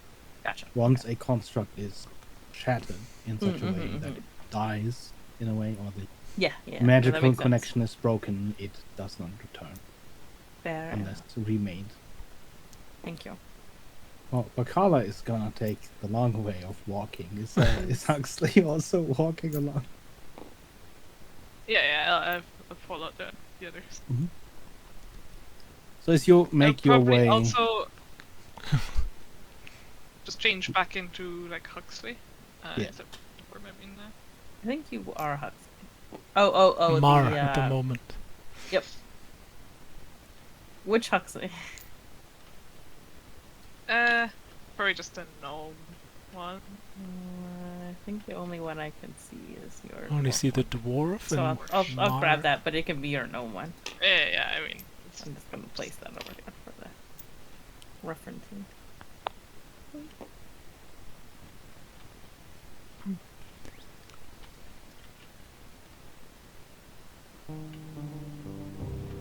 as you step through the portal, or as you get teleported through the dimension door, Evelyn, as you arrive, as you see the merchant sort of lying on the ground and this discussion is happening, You do also notice these orbs floating down from above, almost as if from invisibility just turning visible and floating down. They all look to be different sizes, from the size of a balled fist to the size of a small hand. They're also different in material and surface, color, and translucency. Red and Evelyn, as you are casters, you would know this from proximity. When something is highly magical, you can often tell from a slight aura around the object. Not visibly, but magical objects give off this very slight magical heat, like a slight warmth that you feel with a sense that isn't physical. It's sort of the arcana check to check if something is magical. You can tell that a lot of this warmth is emanating from those spheres, which are now arranging in an almost symmetrical order, and streaks of light begin to form between them, flowing through the orbs, connecting them. Evelyn, how far is your true sight range? 15 feet, but I don't know if she can see now, but she would be, if they move at all, she would probably be slightly shifting somewhat closer in that direction to be able to. I don't think she know if she can get within 15 feet of them. But. This is right here.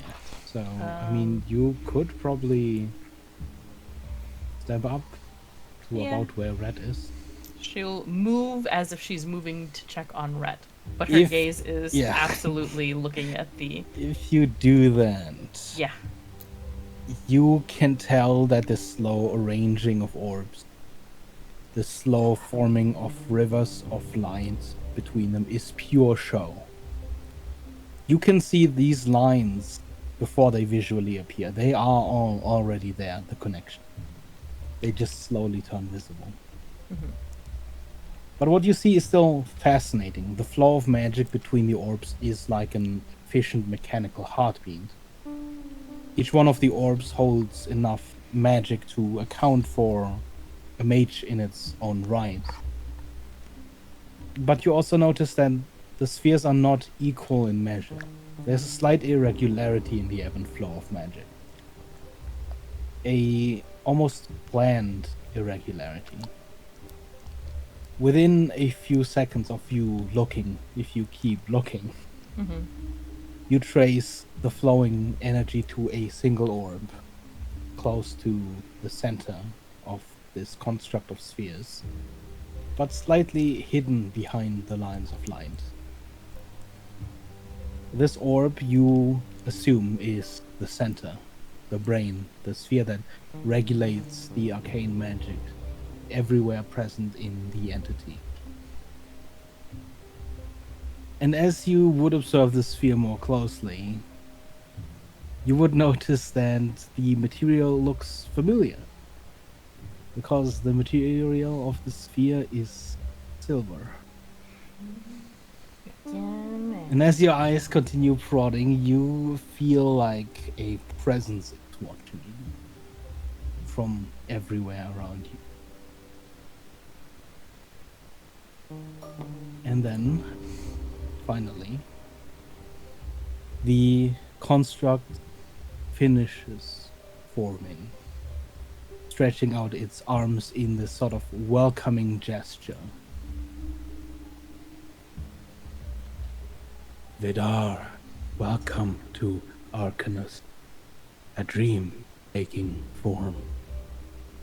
You are its first guest, and it pleases me that it is a brother return.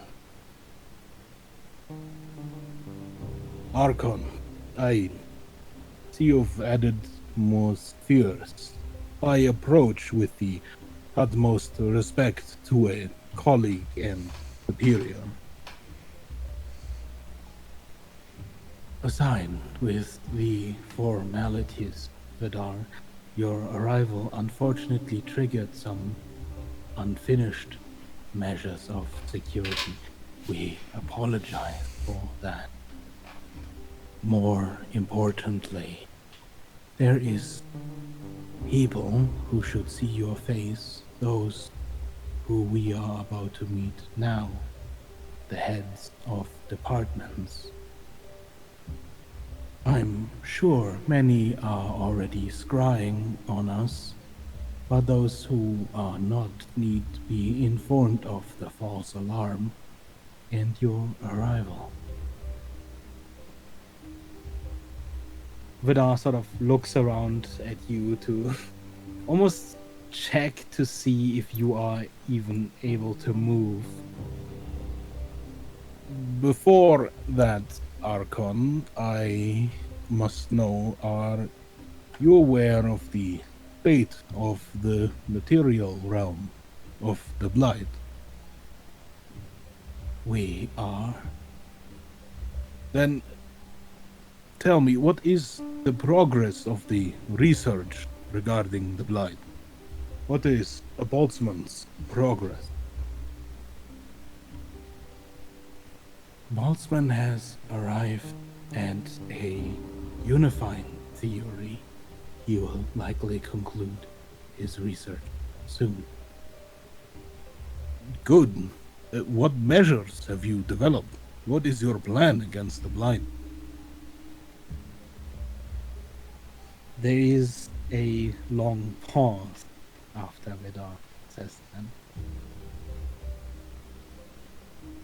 You must understand, Vidar, what Arcanus mean. At the moment, it's only a seed, but as it grows, it can be the center of everything.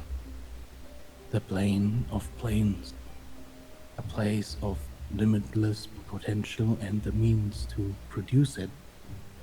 A god in its own right. So the council was right then. The people of Polythreme were right then. Did you flee and abandon the material realm for your ideological playpen? We defended your choices, I and Loring, before the council, before the people, lying through our teeth that you know better, that you're doing this for the survival of those still on the ground. We are, by leaving it all to rot? And how long into the future do you think this plan is going to take? 10, 30 years? It only took 4 years for the Blight to spawn and devour half the world. You do not think we have that many years. We understand how it all seems, but we were not lying. You were not lying. We do know better, and the outcome of our path is the best one there is. Take some time, Vidar. You've been separated for too long. To learn what Arcanus means to every mage in existence. Meet your colleagues and brothers. You are a guest and you are always welcome to return to the fold. And if nothing convinces you, we will be happy to send you wherever you please. Tend to your companions and your ship.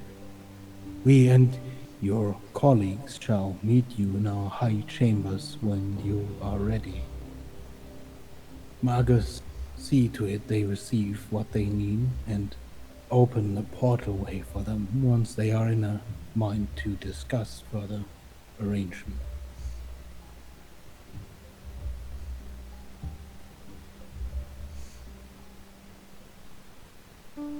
You see these lines this time disappear almost immediately, almost instantly, as the orbs, one after the other, begin floating up and vanish into the sky.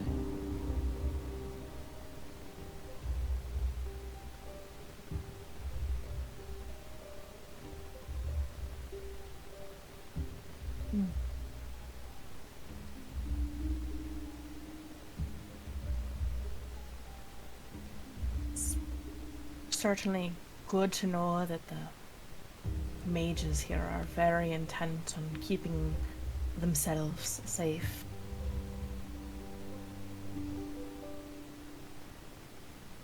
Soleil says nothing but looks just kind of pissed. Well, I mean, the security measures were intended for unwanted intrusions, really. I did not consider that you'd come through in the first place. I must apologize, and, well, they did also perform under expectations. I suppose we never had a chance to fully test them. Would you mind telling me how you got here in the first? Somewhat.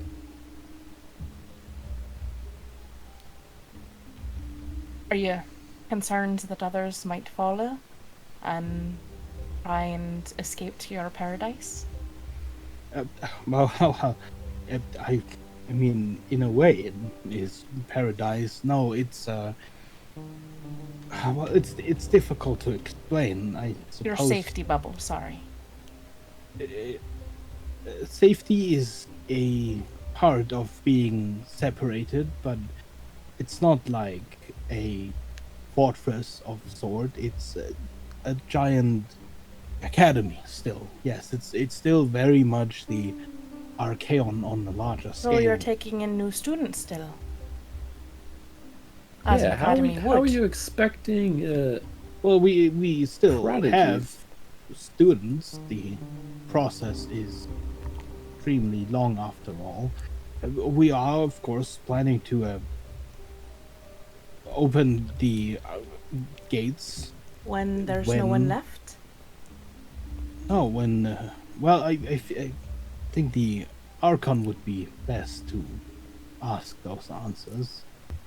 The Archon. Or one of the Archmages, I suppose. I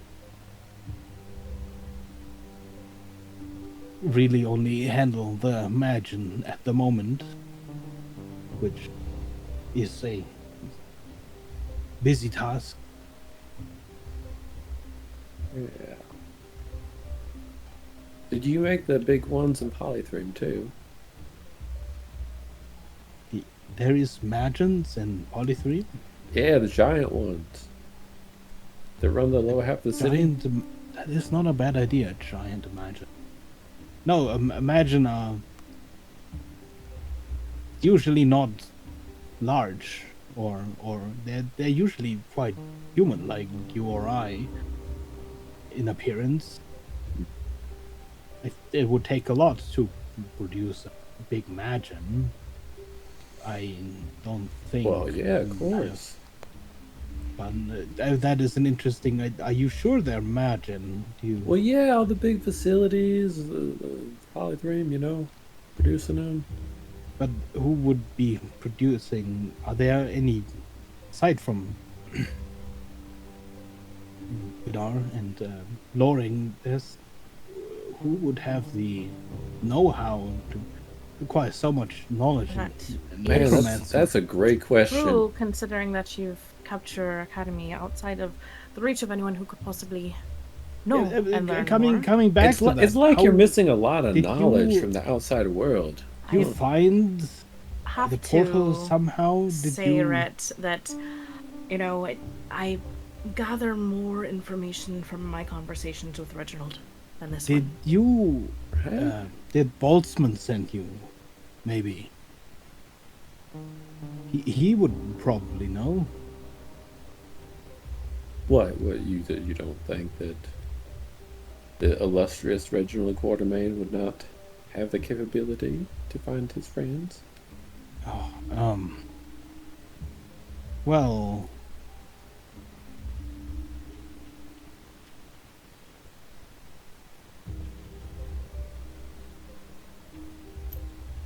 far be it for me to undermine what Reginald had achieved in his time. I think we're all aware with his retirement from the council that he would not have been capable of finding the portal. No, I don't think so. I would certainly say, if nothing else, his defenses are far more capable than your own. I'd have to agree with that, to be fair. I mean, Again, I sustaining multiple power word kills apologize for the precedent. harsh welcome, and we did not mean any harm by it. I can see you're not open to answering questions at the moment. When you are ready to talk to the Archon and meet the Archmages, I will open a portal for you.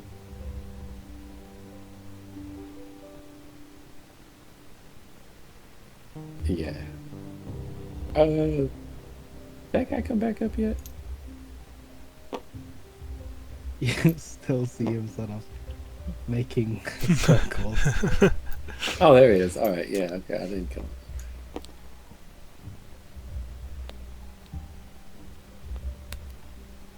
Does he look over to me? Yeah, we're not trying to be. Sorry, I mean to interrupt you. What'd you say? I just asked, does he look over to me? The guy who just came flying up.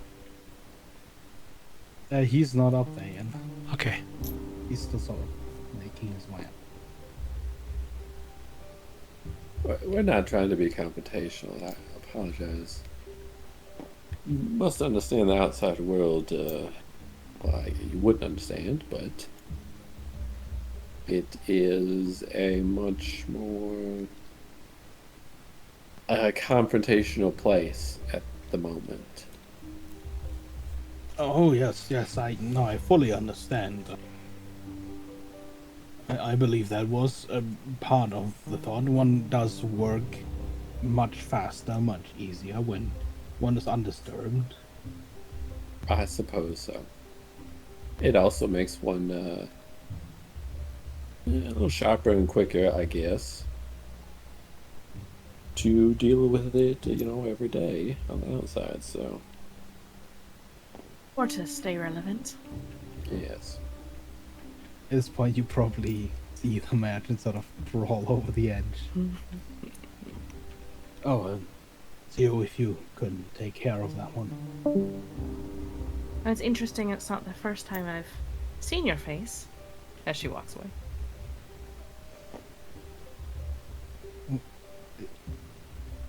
Sorry, what? I just met your identical twin earlier. What?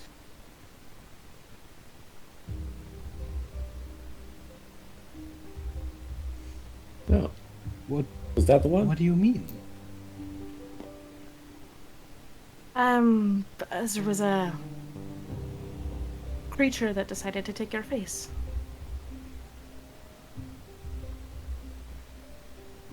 Where? Who? What kind? What creature? Here? In the, surgical hall, I believe. In the Archaeon? What?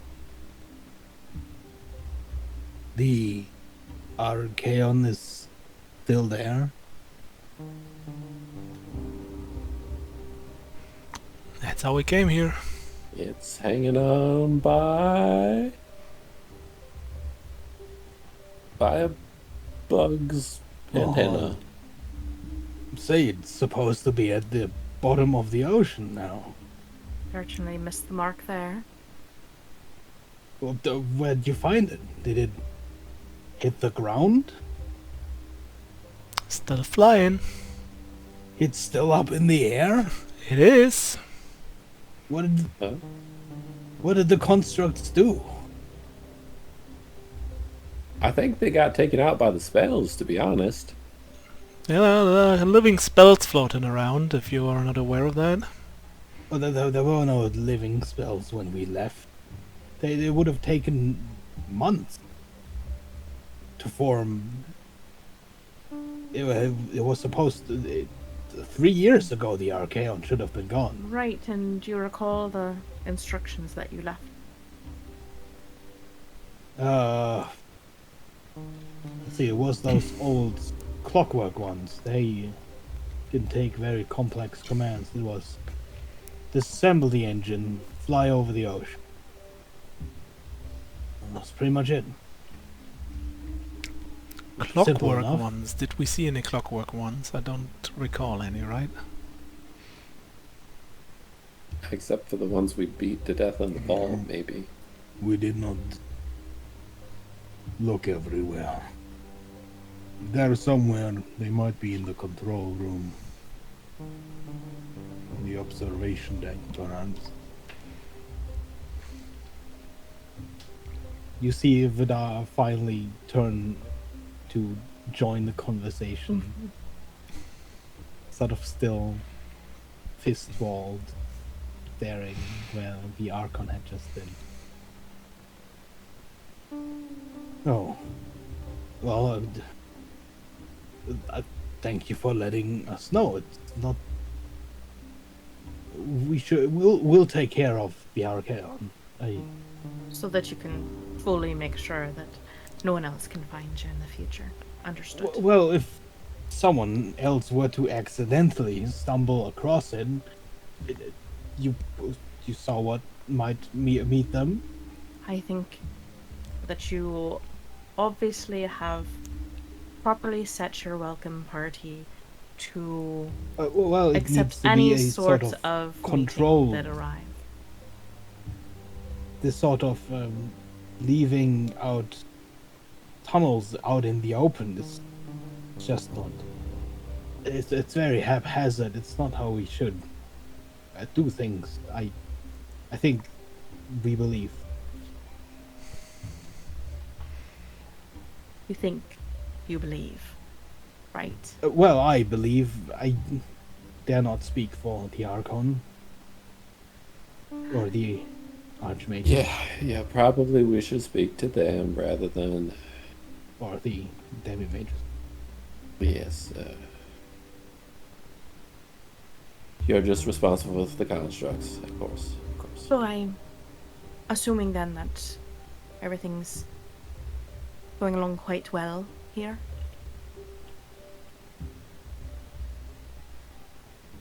Well, Free of concern and worry. someone. I suppose there's always concern with research.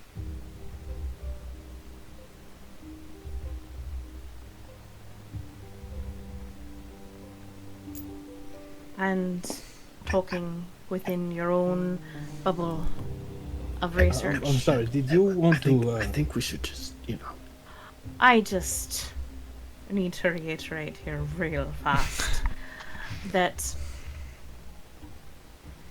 I am consistently after more knowledge, more information, but the absolute insanity of bumbling together and gathering that in a bubble and removing it from the world is beyond my own self-centeredness.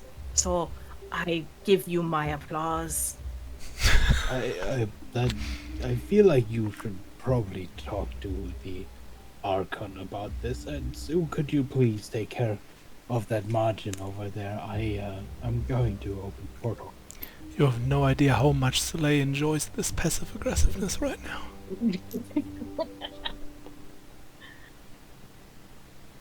I mean, You see the mage step to the center. he's of just the kind of the platform butler, and Evelyn. Like, I mean, I understand. I completely. I agree with don't the hold redness, my but, tongue like, with you either, Brett. Yeah, that's true. That's good. All right. Never mind. much like the arcade game. Yes. Soleil comes over and just... Yeah, she's right. You should find somebody better to butler And- for. Soleil comes over and asks you guys, like, what do you think? On a coward scale from 1 to 10, where do you have to be to become a student here?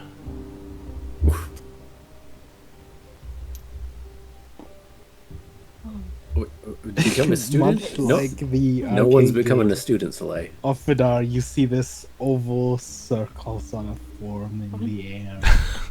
And you see the mage just step on through. Mm-hmm. Alright, okay, it's definitely gonna work this time. I'd like to do a backflip. I like to ride on the gorilla. Oh no, it's gone. Oh. Does everyone step through? Evelyn will at least kind of holler back at Vint to wait on the ship. Mm-hmm. And I then will check on Bacala real quick. Are you alright? move through. Well, yeah, there was an awful lot of rumbling, and then I couldn't get out.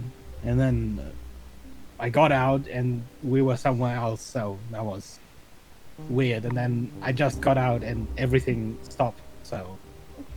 Yeah, sorry, we probably should have given you, like, just in cases like these, the password to open the hedge. Guess we're gonna learn from that next time. Well, I'm not even really sure what happened yet, so let's save that for later. Yeah, I guess we have reached our destination. Yeah, don't like the look of this place. Yeah, same. But hopefully we will find the ones responsible for your father here, I guess. And these awful Yeah. design choices. I'm doing back there. So I guess we jump into a bunch of orbs now. So let's go. Let's do the... No. Is it like jumping into like one of these ball paradises at like McDonald's, like the ball pits? You wanna... you think you're asking if jumping into a portal is like jumping into a ball? Yeah, there's not a portal. It's like floating orbs and whatnot. Like orbs and Brett balls would are do not a so backflip different, into a right? ball pit. Yeah. Yeah, absolutely. There's a connection. I see. I want it to be like a ball pit. It seemed really into orbs. The second you step through the portal, you enter this dimly lit hallway, or backflip into a dimly lit hallway. The portal you step through lies at the end of this hallway, a dead end. Were it not for the shimmering door, there would be an empty chamber. On the other side, a large gateway is set with double doors that open into a room filled with light.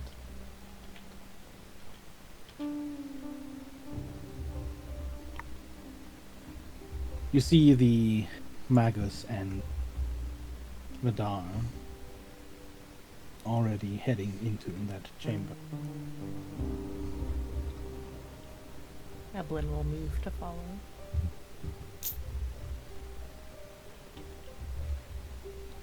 I guess not much else to do but follow.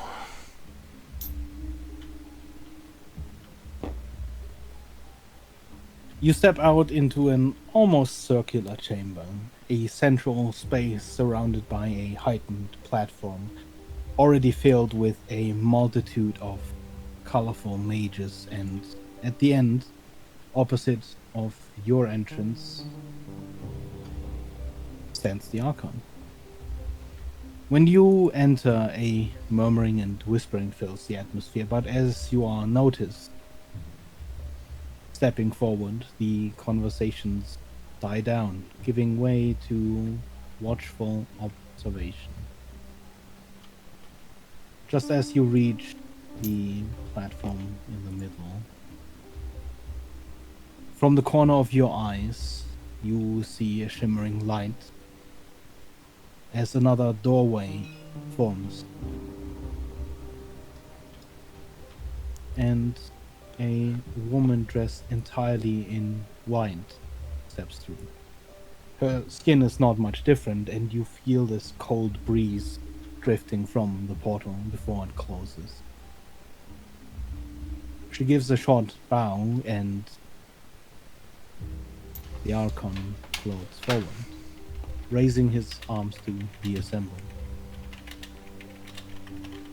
To you, Vidar, most of these names are known, but I shall, for the sake of all guests, introduce the personae Arcanus to my right. Archmage of Transmutation, Joris Glass. Archmage of Scribes, Tobe Rohan. Archmage of Necromancy, Alana. Archmage of Illusion, Virus Gregoras. Archmage of Graviturgy, Inungoag. Archmage of Evocation, Narin. To my left, Archmage of Enchantments, Rakitan. And I would be remiss not to mention Itoku and Ilugo, demi-mages of Object and Potion Enchantment. Archmage of Chronology, Karl Hardwick. Archmage of Blade Singing, Sophor. Archmage of Conjuration, Duresa. Archmage of Divination, Duga Kama. And Archmage of Abjuration, Arkasan. Arch and demi-mages all in attendance. I assuage your worries. The alert from the portal platform moments ago was false. An intruder was detected, yes, but as you can see, he is none other than one you know. Our once very necessary face to the council and city, the previous Exarch and Viscount Vidar Velenin and his company. The space besides the Archon suddenly distorts and twists, as if someone were trying to crumble it into a ball. As it then suddenly releases once again, and another wizard stands beside the Archon, one that you know. I was wondering where he was. There he is. Despite his stellar work in spatiomancy and chronology, he is one who is often late, even as all others arrive. I may introduce current acting Exarch Archmage Orvaith. Orvaith's smile widens so far. For a moment you're unsure if it's more bending of space or just his face. I need not introduce Vidar to you, but as I was, he is here with company, a group working under none other than Reginald Quatermain. Yes, I am aware. Even fall, it has been a long time. The pleasure of seeing you once again, since the Baron's estate lies all with me. It's nice meeting you again, Orvaith. Pleasure to see you again. Likewise. Yes, we heard of this encounter. Do not interrupt me again. Archmages, demi-mages, inform your departments. We have guests. The first ever outsiders to grace the grounds of Arcanus. I want them treated as such. A place of rest equal to our best, food and drink and accommodation. The halls are to be open to them as to any student of ours. You may go. Magus, for now, tend to them. You see this wince of displeasure across the map. Orvaith winks, and at the very moment he does, like a sheet of paper, space around him, including him again, crunches into a ball and with a slide snaps back. This time without Morgan.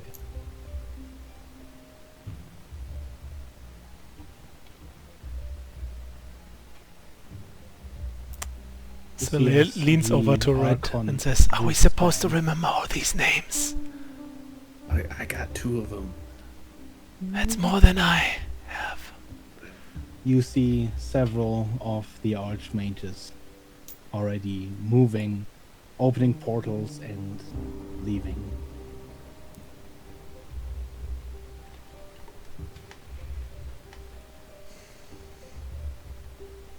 Is there anything particular you do?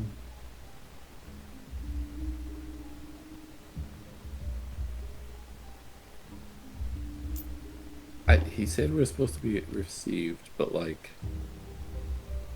Yeah, we- just in does it like seem like we're the just waiting to immediate talk to him? next seconds.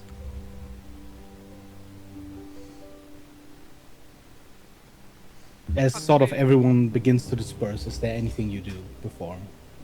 Just doing my best to kind of Okay. lock in place I was people's just names checking. and memories. I didn't want to No. talk only monologue past you guys. At this point, where everyone's just everyone pissed is off. dispersing, the Magus would turn around. Well, suppose I can find you some rooms if you would follow me back to the portal.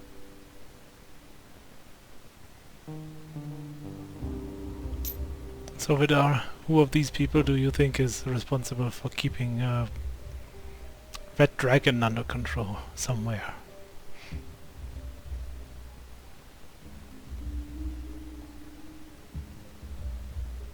As you say that, you see Vidar sort of stare at you with almost just confused, this confusion in his eyes before something clicks.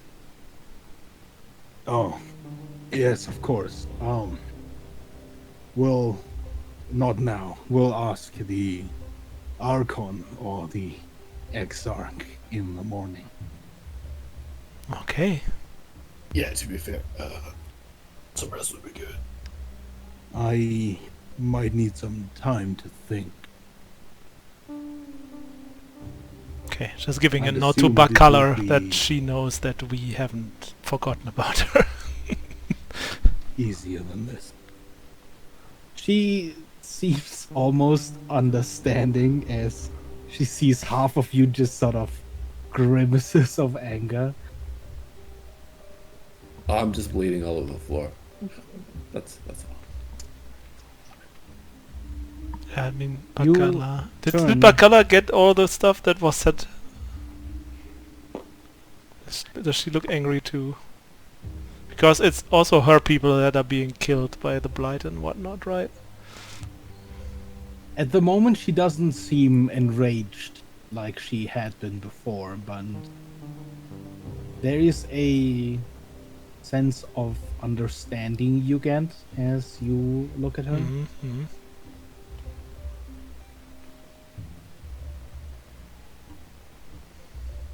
Following the Magus, you would turn to leave the chamber, walking down the same sparsely lit corridor you had walked in. And as you would walk through it, you hear this crinkling of bass, an uncomfortable sound, especially this close. As the door leading to the chamber falls shut, Orvaith appears in front of it. Vidar, Evenfall, hold on for a moment. Magus, I'll find them accommodations. Somehow, the Magus seems even more unhappy about that. Of course, Exarch. He bows, turns, summons the portal, and steps through. The second the portal closes, Orvaith's head turns towards Vidar, and the smile on his face sort of falls away like a mask. I was obviously listening. Many others were probably too. Vidar, you are right. Arcanist, this isn't at all what we had initially planned. It started out as such. Boltzmann, the Archon, the Archaeon. It didn't take long for us to hit a wall. For months we were at a standstill, but I think the Archon found something then.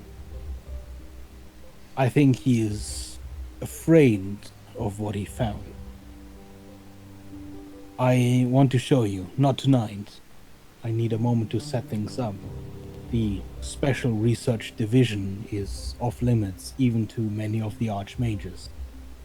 But tomorrow night, after you've gone about your day, return to your chambers and we'll talk more. Speaking of chambers, shall I take you all there? Probably for the best. You see the smile As sort long of as it's not creeping an back onto illusion. his face. Well, as Exarch, I'm sure whatever I pick is fine. So, I would return first to the airship. But if you would send them ahead, I can take care of things and meet them there. Well, good. Excellent. That's... Oh, wait, while you're at it, snaps Vidar, his fingers. while you're at it, Vidar, could you like make sure that the water stuff is being like exchanged and whatnot? Because You manage to get about half of that sentence out okay. before whoosh, you're suddenly somewhere else. I guess he got it. What I meant, right? Yeah, Standing I'm sure he in knows. the middle of a pretty nice dining room.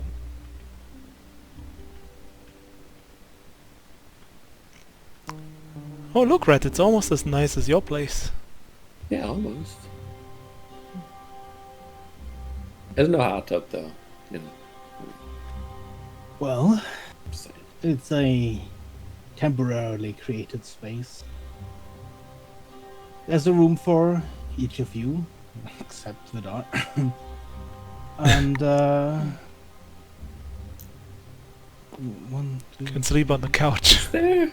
well, oh, this is awkward. I'll make sure to add another, but I'm sure you'll make do for now. Fair enough. Tomorrow, just do whatever it is you wanted to do here. I don't really know. I'm not a visitor. There is a... No, you wouldn't. Who would go to a garden?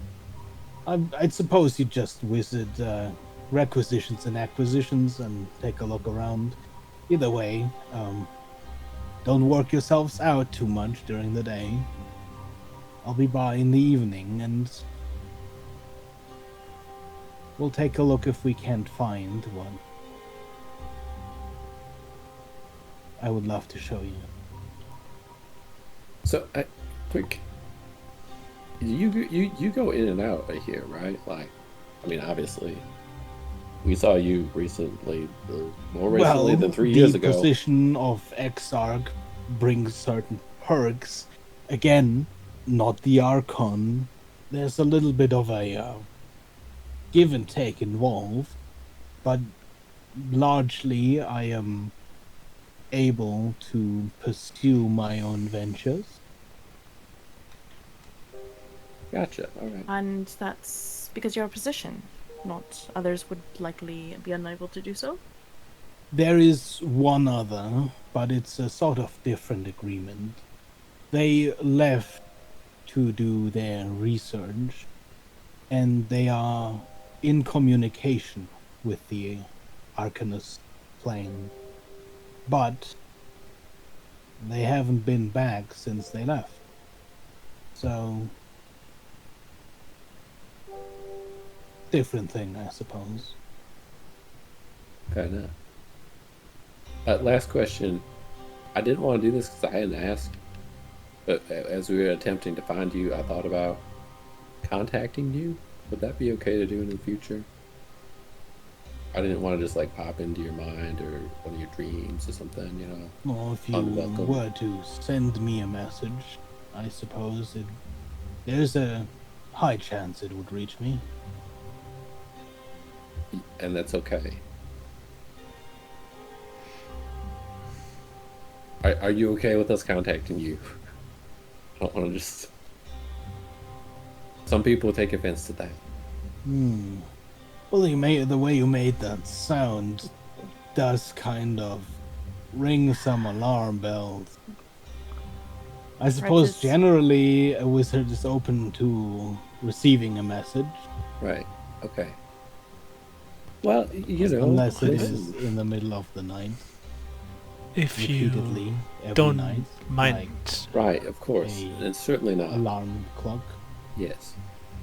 if you don't mind me asking, are you a little bit of the religious type?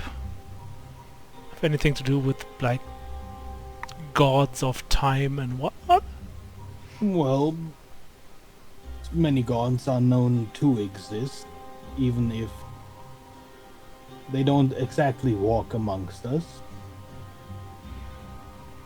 Well, it depends who you mean with us. Okay.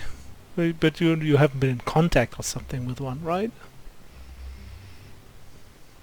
In contact, no. Okay. That would be a cleric's domain, if anything. Yeah, sure. Cleric. Mm. Wh- That's I fine. feel like you're trying to say something, but No. I'm not sure about No. how to say it. I'm just trying to figure things out. Thank you. You helped. We can talk about all this tomorrow. You're sure It about might- being sure? No, it might but line we will up talk once you about it show us what tomorrow. you- Good. Well, enjoy the rest of your evening. There is something, as you mentioned, contacting, then let me... You see him sort of ruffle around in a few pockets and sleeves. And you see him snap his finger several times as a stack of golden papers falls into his hand. These are expensive, so use them rarely. They would bring you back right here, even when you're outside the Archaon. Sorry, Arcanus. It's been 2 years. Spire, are you only just recently returning? Well, I've been in and out. I would recommend you use these sparsely and only when you're in trouble. Once we get to tomorrow night, you might understand why. If there's any trouble that befalls you until then, feel free to use one in an emergency only. Do these work like spell scrolls? Oh well, they're, I would say, easier to use than a spell scroll. How many does he give us? Easy sounds good. He gives you 5. Amazing. Thank you, Becca.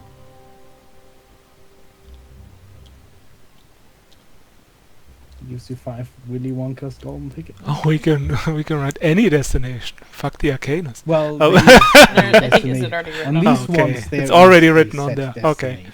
Then not fuck the Arcanus. I guess. Pre-written. on this. And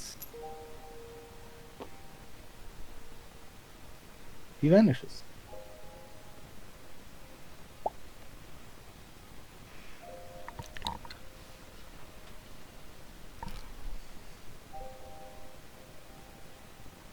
Man, after meeting the other wizards, Orbit's like only half a dick. Only half a coward, because at least he visits the real world now and then. Yeah. Looking back then, I already thought that he was an asshole. Now he almost looks like a decent person to me. Which Yeah. I don't like at all. Right. Right.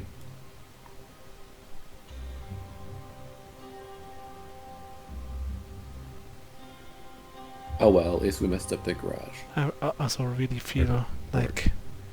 I don't know how to explain it. Poor Awkward in this security place. for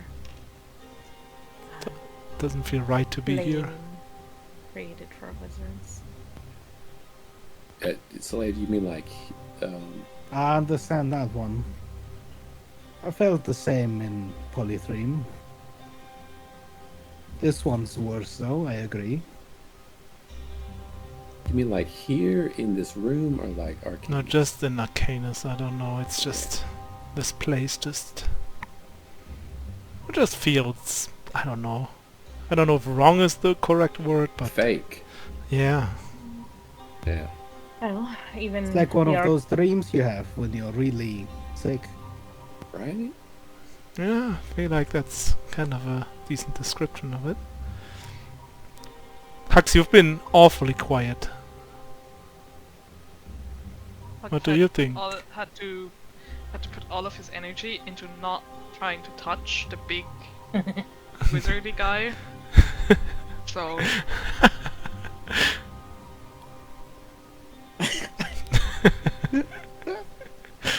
Just like a cat passing at like balls.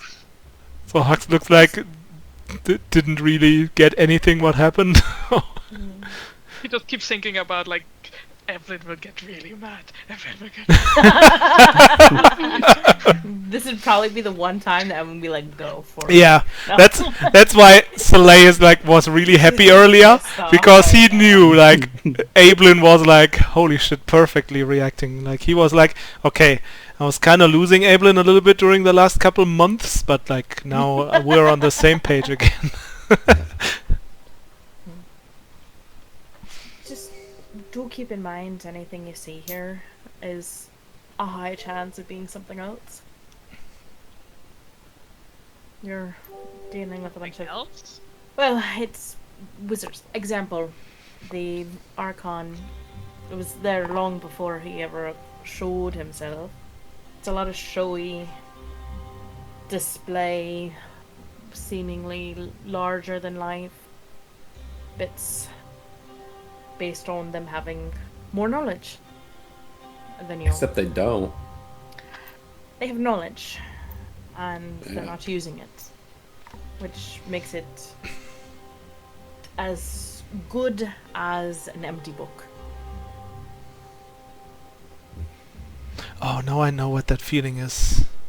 I always thought of this place as to be like this super magical, like visiting it would be like a magical feeling, and all the people here would be like so far from my understanding that they were so far above me power and mental wise, and now that I'm here it's just the correct word is like it also always all of this feels way too normal. These people are just people, you know? I always thought of them like demigod wise, and now that I'm here it's just scared people. That's the reality of it at the end of the day, even for the gods, in my personal opinion. You give someone enough power, knowledge, they grow in some form of stature. They're just as flawed as any other bloke on the road, though. Yeah. That does mean there should be like a couple decent ones. But I take your point. There should be. I mean, just like meaning, yeah. Yeah, I mean Like, that's probably it's the good very part much, about it. Yeah. Sheep mentality. Oh, yeah, yeah. It's for easier sure, to yeah. follow the flock. Yeah. Sort of thinking. Or than maybe to they left stand the good against ones. it. You know, Vidar and Borderlane. Yeah, and they said a To say that couple the couple Orlin went out there and mages never came back, left. right? Maybe those are the good ones. Could be. It's a bold statement to believe that there's only 2 mages out there that aren't existing here in the Arceus. Or Arcanus. Arcanus. Whatever. Everything sounds too similar. Likewise, be mindful that anything we say or do could likely be observed at all times. Oh yeah, that's a good point. So So- I'm not very good with magic. Like, these people are probably also good at just reading our thoughts, right? Yeah. It's If they wanted possible. to. You can find ways to protect yourself against it, and not all wizards probably have that skill, but it is possible. Okay. So there's not... It's... Well... We can do our best to be polite, I suppose. At some level, it's kind of pointless, since they'll potentially be able to just override any sense of decency and manners themselves, while putting on a face that they are being just that, because magic.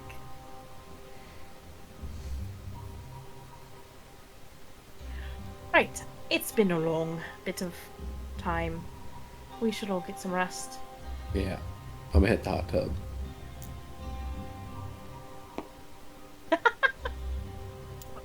Bye, bitch. I opened the door into my mansion. I see. I will follow him. Yeah, me too. Just feels like home by now, right? Wait a second. Home is where the heart. Home is where the hot tub is. Home is where the heart. Yeah, definitely going into the hot tub first.